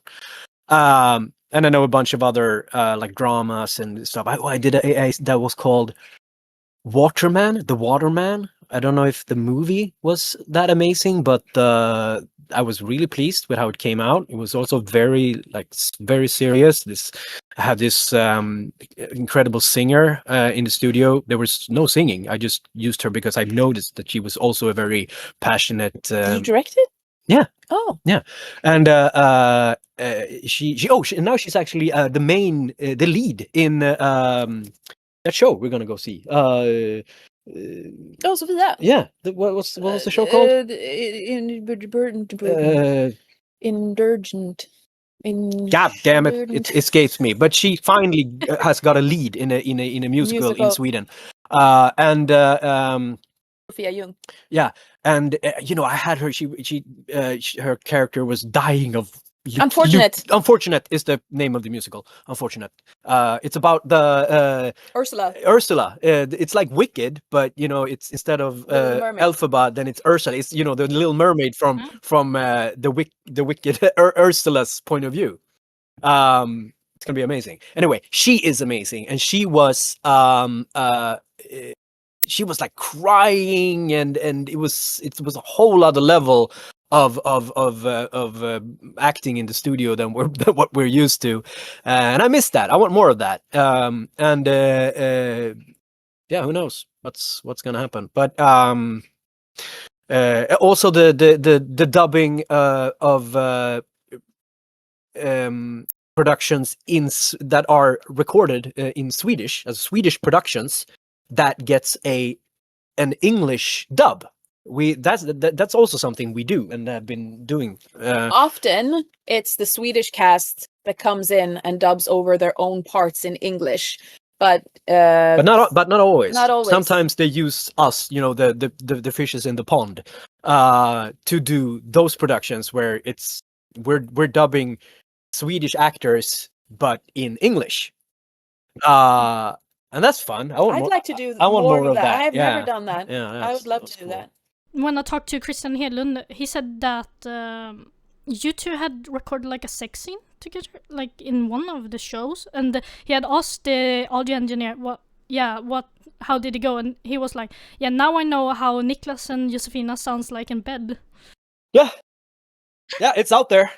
If you're curious, I actually it's the cartoon, the Viking. But I think we've done it. I think we've done it. We've done it multiple times. That it, there are a lot of sick people out there, and they want to know. They want to know. Yeah. Like, let's cast Nicklas in this. Yeah. So it's happened a couple of times. Yeah. Yeah. I'm not going to give you any titles, but it's because we don't remember them. It's out. Was it strange to record those kind of scenes when you used to like having PG? It's fun. It's fun, because there's so much PG. All voice actors gets really giddy when when we do a project that is a little bit naughtier. Maybe we get to use words that we're not allowed to. Maybe we're allowed to swear, and everyone goes, "Ooh, I get to say a bad word in the studio," and it becomes this whole thing. But it's fun, and we're so comfortable. Like, I've worked in a lot of businesses in my days, like stage-wise, and as I mentioned earlier, and I can say the dubbing world is like it's so many lovely people. I've never felt uncomfortable around anyone that I've worked with in the dubbing industry. In the dubbing industry. The theater world, there's a lot of fishy people. But I've been uncomfortable many a time in those circumstances. But it's like everyone's a little like, okay, we're gonna do this. Okay, well, let's just do this. We're pros, right? And then we laugh about it. And we do it. Not that kind of pros. No, not those kind of pros. But we can do this. This is fine. It's no big deal. And then we laugh our asses off for a while, and then we go to. And it comes with the profession, I think, to be gränslös. Yeah. Speaking of the translation of boundaryless. Boundaryless, but not in not in what we can do.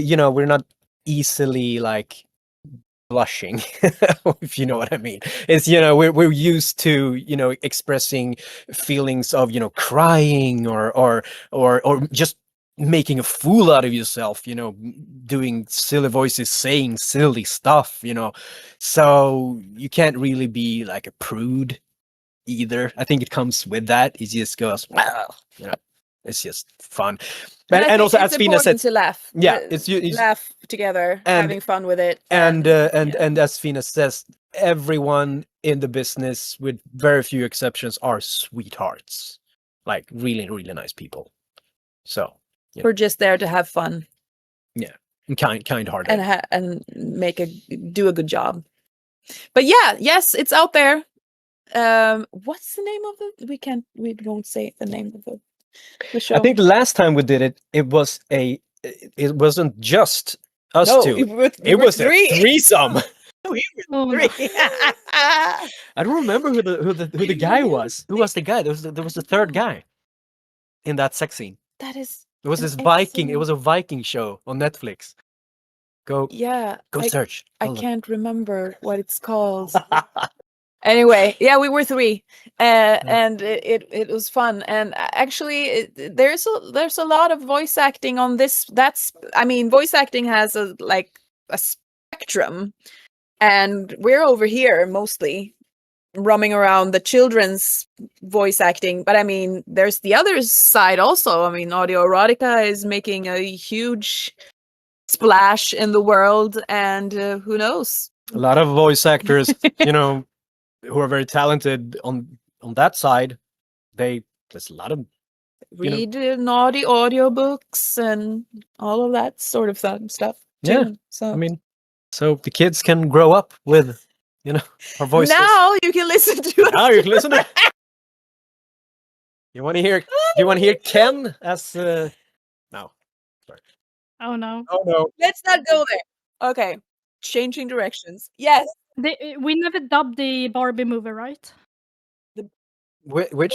The Barbie live action. No, live they action. didn't. No, That's That strange. is strange. I was actually so not mad about it, but I was a little upset about it. So I actually recorded the song. I'm Just Ken. I translated it. translated it myself, and I recorded it myself in our home studio. And I did a really silly video where I found this really horrible Snapchat filter with I had this doll version of Ken on my face, and I sang it. I made it in studio booth It was so silly. I think it has 5 views or something on YouTube, but maybe Oh. I don't know. It didn't find the algorithm or something, but check it out. It's just fun. And I got to do it. And it's called of course Bara Ken. Bara Ken. Na-na-na-na-na-na-na. Yeah. Yes, that would have been fun if they would have dubbed it, but they didn't for some reason. No.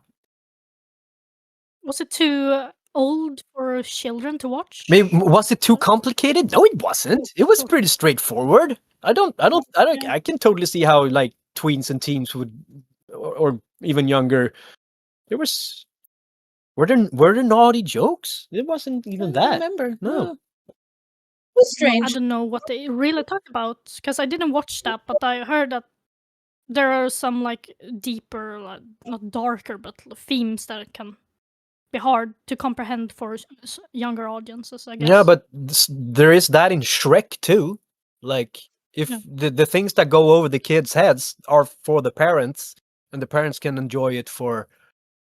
Yeah, I don't know why they didn't do that. No. Probably capitalism. Yeah, exactly, the money. Probably. budget. And have you watched the Hazbin Hotel? It's a Amazon Prime series. Hazbin Hotel. No, but my son, our son, sorry, you helped. Thank you. Making him.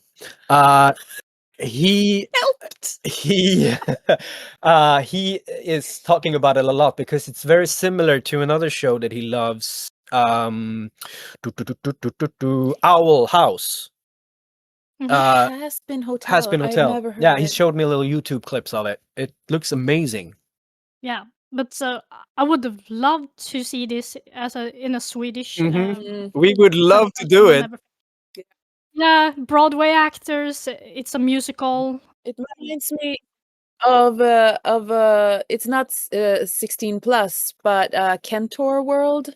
It was also a bunch of Broadway actors that was involved in that one. Megan Hilty, among others, and it was Mikaela Tidemark who directed that one, and I have a small part in that. I did do a voice test for one of the main characters, but I didn't get it.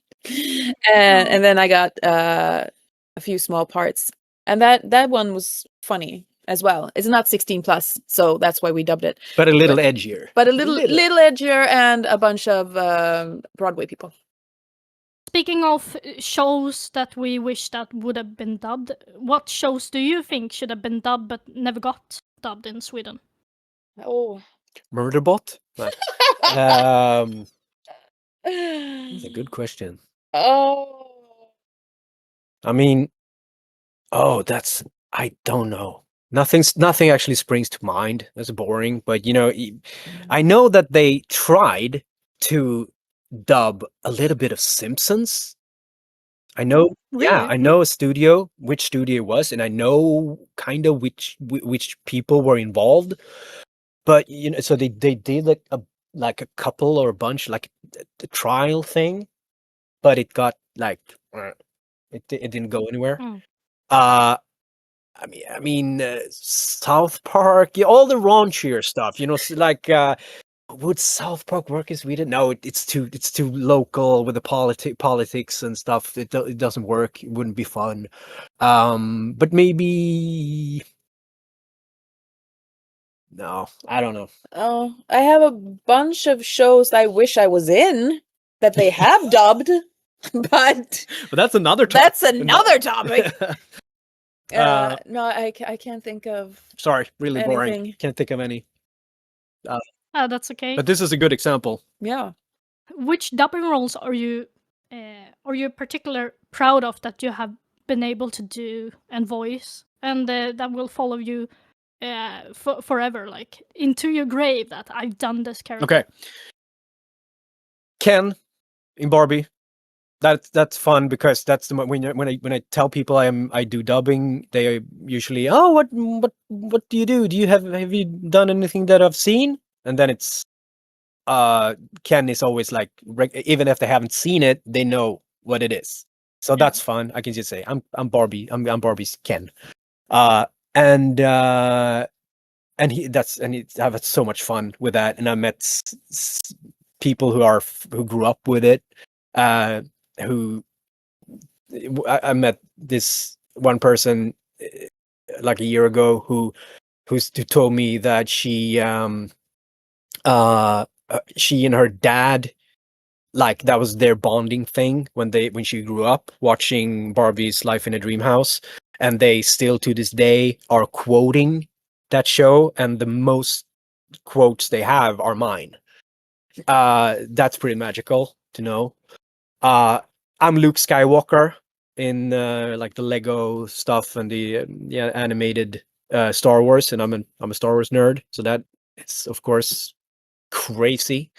And my own personal stuff that nobody knows about is that 2016 Thundercats Lion-O. 2016. That was no. 2006. No, that was 2010. It's 2010. Time is weird. Okay, Yeah.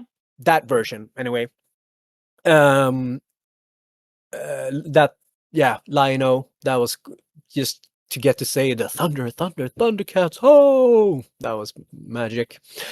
So those are my like, to answer the first question, and the other question, which roles, like that thing I mentioned where I played a bank robber just before I went into doing or the original Payday 3 version of Wolf. That bank robber thing, that was a project called Clark with another amazing Skarsgårdare. Bill, thank you. Bill Skarsgård. He played Clark Olofsson, a famous Swedish bank robber. The Swedish bank robber, famous, weirdly, a real character. That was the reason that the Stockholm syndrome became a thing. Yeah, allegedly. So allegedly, that was the reason. He was the reason. Yeah, but yeah,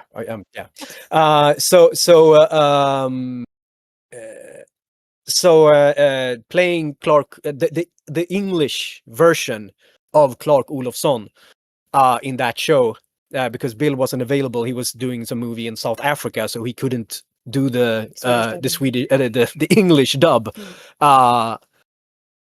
So I took that part on, and that was a challenge that was like playing as like paying homage to what the choices that Bill made, while also being like portraying that real life person in English. It was just amazing. It came out really well. I'm really proud of a lot of that. And also that it led so seamlessly into me being Wolf. Like prepped me for Wolf.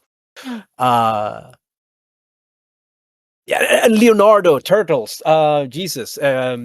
Kay here in Witcher was amazing. Shadowhunters. Speaking of shows that were a little bit for the little tween, little older, little raunchier, doing a lot of kissing scenes with Kissing your own hand. Matilda Smedis and I were never in the booth doing it simultaneously, but we were kissing on the hand in Shadowhunters. What was his name? Jace, thank you. That was also a very, I think during Shadowhunters I leveled up like my acting because of the live action aspect, and we did it for so long. Yeah, that was quite the list.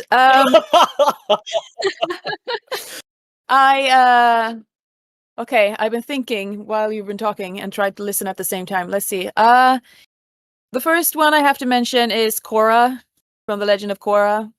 That was a big deal to me. That was my first big part, really, like I did. So that was huge. She was such a great character to portray. So complex. There was no 2D about her. She was like, I could sit there, what are you doing? No! Oh, and I could relate to this person so much because she took so many weird decisions, and it was, I loved her. And My Little Pony, it was also early on in my career. I ended up in the weird place where I can, like you can, but for some reason they always cast me on the smaller parts and then make like 10 different ones instead of the big parts. So the big parts are given to people who can only do one voice, or maybe don't have the arsenal of voices that I have. So I'm usually cast on a lot of little parts and not the big parts, which is fun, but the variety thing more. But yeah, in the My Little Pony, I was like Luna and Silver Spoon and a bunch of small characters, and that was so much fun, and it went on for years. And a live action show that I actually did for so many years, and it actually taught me a lot about comedic timing and about like working in a fast tempo, because she talked fast. And it's Lou Hockhauser in Bunked, the Disney live action show. I did that for a lot of years. I took over that part from Harrison, Beata Harrison, early on, and that she taught me a lot. And I am Rey in Star Wars, but I actually had a lot more fun with Nala Se in Star Wars. The way she spoke, this alien-like way she spoke, and she's a big character in Star Wars. And I had a lot of fun with figuring out with the director how she should speak in Swedish and how to make it sound alien and not like the Swedish melody. That was a lot of fun. I had fun with that. And Ladybug, yeah, I do a lot of voices in that one too, and it's ended up getting a lot of fans, and that's fun. And oh my gosh, there's so much. I keep like Steven Universe. Oh, that was so much fun too, and it's such a great show. And I did Lapus Lazuli there, and Peridot, and a bunch of other character, Jaspis. Just so many fun characters. And one movie, I did a Christmas movie, a live action one that was so much fun, where Daniel Sjöberg was the director actually, and it was called Godmothered in English, and it was called En sagolik historia in Swedish, and it's a movie about the fairy tale king. No, fairy. The god, fairy godmother kingdom, where I played a fairy godmother who is brand new and very passionate, but really not very good. And she realized that they're going to close down the entire land of fairy godmothering because nobody in this world believes in fairy godmothers anymore. And it was such a silly character, and it was so much fun. Thank you. And I had so much fun with Daniel, and that was a lot of fun. And you've directed me a bunch of times in a bunch of different things too. The grandmother in Bluey. Yeah, the grandmother in Bluey. And you are one of the younger characters there too. Just to show the range. Yes.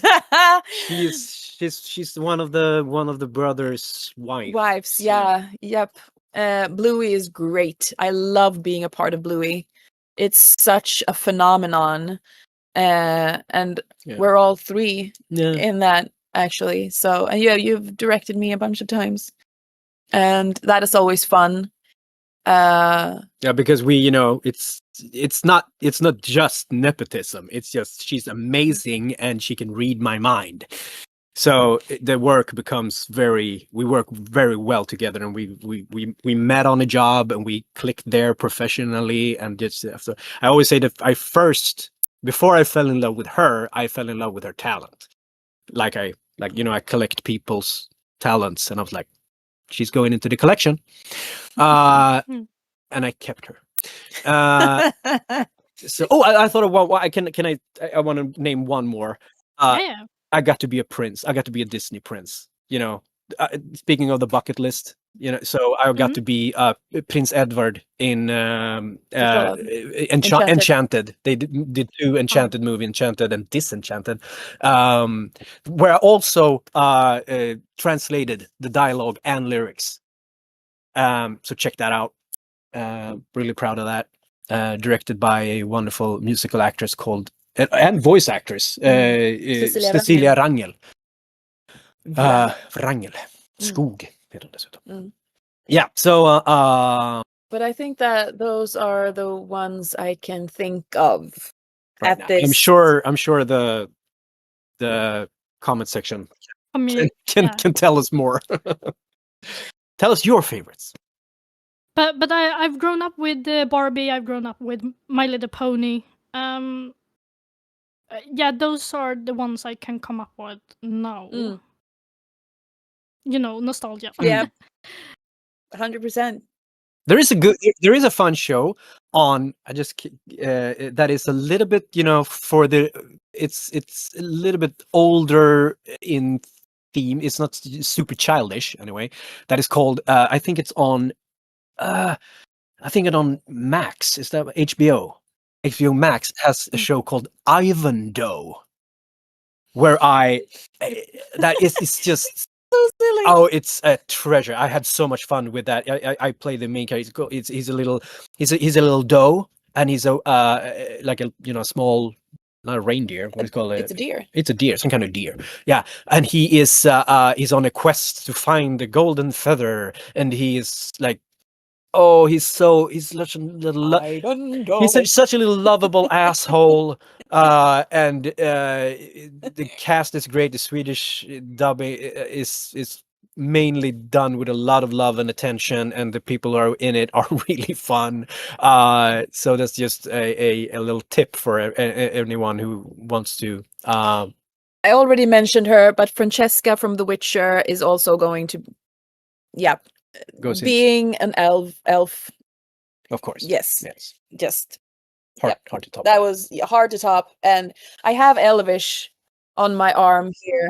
So getting to speak Elvish in the I was like, can we take it one more time? Yeah.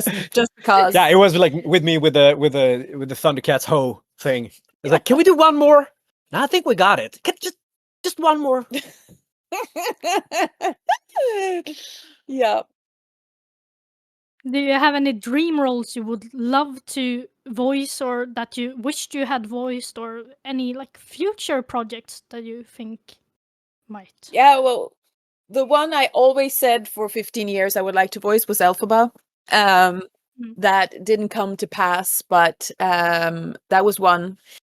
And this could potentially be a very sad subject. Just all the voices, all the characters we didn't get to do because there's a lot of those. Yeah. And a lot of you didn't even get the chance to voice for. I mean, okay, this is so off weird topic maybe, but I got to translate a few episodes of a show called Kif, and it's really funny, and there's a witch in there called Helen, and I just fell in love with that character when I saw her, and I was like, what, this character exists, and I didn't even get the chance to play her. Oh, she is you. I am her. She is me. That would be. Yeah. We are quoting her constantly now because she's in our life now. So you should have been her. You should have been her. I should have got the shot at least. No. Yeah. But I'm a little sad that just for the record, we don't dwell on stuff like this. This is not things that we actually go around thinking about. This is just because you asked us that we. Yeah. Our son is for some reason theatrical and a little weird. I don't know where he gets it from. But he's really successful now, a little dubber. And he's doing my thing. He's done he got 3 voice tests in a row now, so he's getting a little cocky too. And he just recently became. Oh God, we can't say which Damn show it is. We can't talk about this. We can't say which show it is, but he was the lead, and we got to voice. It's one of our mom and dad. Okay, we can say it like this. It's one of our. It's an old show. It's been like 6 seasons, and now or 5 seasons, and now and it ended, and it hasn't been on for a real long time, and now it's coming back. With a new cast, because obviously the original actors are grown now. So our son and we have watched this show religiously, me and my son. It's been like a bonding thing with me and him watching this show. You quoted a lot. And we quoted a lot, and now he actually is the main character. He's the main character in that show now when it comes back. And we got voice tests for the mom and dad. No, I didn't. No. But I did. You did. I didn't get a voice test. They sent something they already had in their bank. I didn't get to and they say, can we use this, because I don't know, capitalism. They didn't I didn't get to do an actual voice test. But I did, and I didn't get it, and you didn't get it. But he got it. So he's in it, and we're not. Oh well. Yeah, it's the business. And you will never succeed in this business if you're not good, or really, really good at forgetting your losses. At forgetting your losses and taking a no and just forgetting it. I could, if people ask me what auditions I've gone to that I haven't got, I literally can't tell you many. I could tell 1 or 2. But I'm sure there are hundreds, but I can't remember them. I think that's important. I can. You just have to let that go. If it's not for you, it's just don't think about it. It's just focus on the joy. Yeah. I remember mine, but I try not to dwell on it. Every day. Some days it goes better than other days, Yeah. But as I said, very fragile. I only remember the victories. Good for you. like you. And to wrap up everything, what are your best tips for aspiring voice actors who wants to What I get just into said. the industry? Not being discouraged if you're not if you're not succeeding, or if you're not if you're not meeting your idea of success.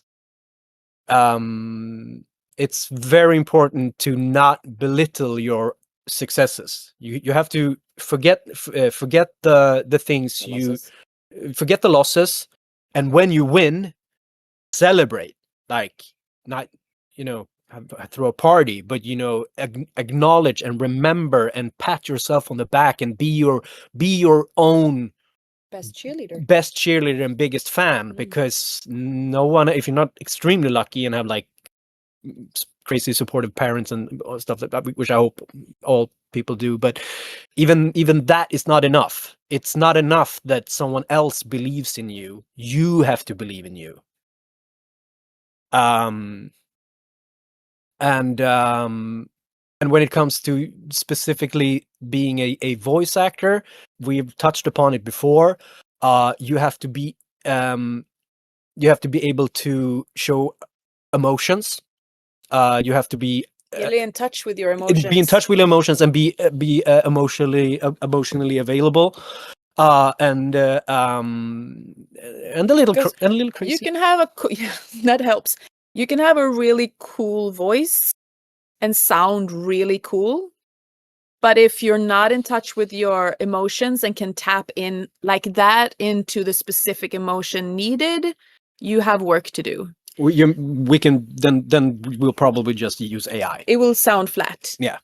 And because there are a lot of voice actors out there with cool voices, but it can sound very flat at times. And also be, the because of the weird, because as I said, there are a lot of amazing actors in movies and on stage that needs all that work to become that good. The rehearsals and the getting into the character, getting to know the character and all that. But as a voice actor, you have to like instantly go into another personality. That's where the crazy comes in. And also a very important aspect that I learned early on as a director when I did the casting is that musicality and voice acting goes hand in hand. For some reason, I think there's a lot to be said about it, but I think it's the just the nature of the work, where you have you're reading a text on a screen, and you're seeing a scene, moving pictures on a screen behind that screen, and then you're listening to the original English as or whatever language it is. You're listening to the original at the same time as you're speaking, so you hear two voices when you're speaking, and sound effects and music, and there's so much going on. Don't follow the English melody. Don't follow the English melody. You have to find your own. So the musicality comes into it there, that you have to be aware of how languages flow, and then you have and then you also have to remember directions from the director. So there's so much going on, and it really, I've realized that it resembles playing in a band. You have your hands are doing one thing, and you're listening to your colleagues playing, or the band members playing, and then you're going to maybe sing at the same time as you do. There's, I think, and there's a lot of moving pieces. I'm pretty sure it's the same parts of the brain that works when you're playing in a band, or singing in a chorus, that works. And when you're reading sheet music and singing, and it's the same places in the brain that lights up when you're doing dubbing and voice work as those things. And that's why I think, with a few exceptions, that all like the big fishes in the pond, are all also very music. They have great musicality. So that is an important aspect. Yeah, and be stubborn and be. I'm not. We're not saying don't take no for an answer. You should be able to take no for an answer. Yes, but if you're wanting to come in, just get your foot in the door, then you need to be persistent, but kind and polite. But don't give up too easily.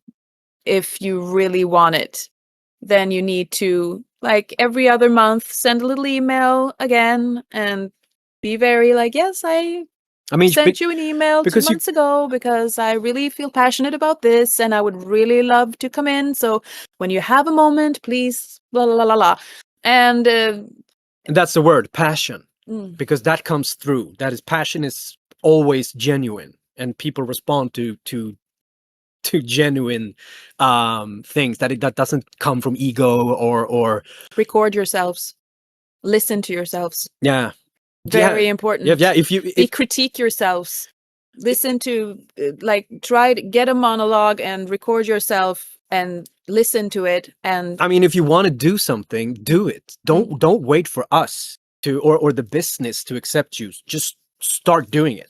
It's true about every profession. If you want to be a lumberjack, just go out in the woods, chop trees, and eventually it's going to come to you. It's just how I think the universe works. You'll attract whatever you's on and whatever you brings your passion to. And then it's going to happen. Of course, practice makes perfect. And practice makes perfect. Because there's a lot of people who don't listen. I try to listen to as much of my work as I can and have time to do to get better. Yeah. And a lot of people are like, no, I can't listen to myself. Well, and then I'm like, well, how do you get better? How do you grow? Yeah. How do you grow? How do you evolve? How do you? As I said, otherwise you just get older. Yeah. Not better. Good one. When I go back and listen to my first roles, or the first dubbings I did, it's so bad. It's great. I can hear the passion, I can hear the energy, I can hear the talent, the potential, but I'm doing so many rookie mistakes, and there's a lot to make, and that's okay. That's fine. I always strive to be better. That's also a thing. I can't just, I'm done now. I'm perfect this way, and if anyone likes it, they can take a hike. That's not me, and I don't think that's a good way to get ahead in the actor. I mean, it becomes business. Boring. It becomes boring too. Well, there's a lot of people who do it. Yeah, and people who work on autopilot. They've been doing it a long time, and maybe their autopilot is amazing, but or at least better than others. But you can always take a new person's input and see if I never thought about this. Maybe I could. Yeah, I love it. I had a learning experience just a couple of years ago with a director who wanted me to say a line in a certain way, and I didn't agree. I was like, no, that's not better. But he was like, come on, just try it. And I said, of course, I'm gonna try it. And then when I heard it, the way I said it, I realized that now Nicklas totally disappeared. Because I took his input or his direction and combined it with the character, and there was almost nothing left of me. There was not even my choice to say the line that way, and it became kind of magic, because it was like, oh, now it's literally not even me. So that you can learn. Yeah, never stop learning. Never stop learning. Yeah, thank you so much, both of you. Thank you for having us. It has been a pleasure. It's fun. I had fun. Yeah, we love talking about this stuff. Obviously, we love talking about ourselves. Yeah, that's true. Thank you so much. Nice meeting you.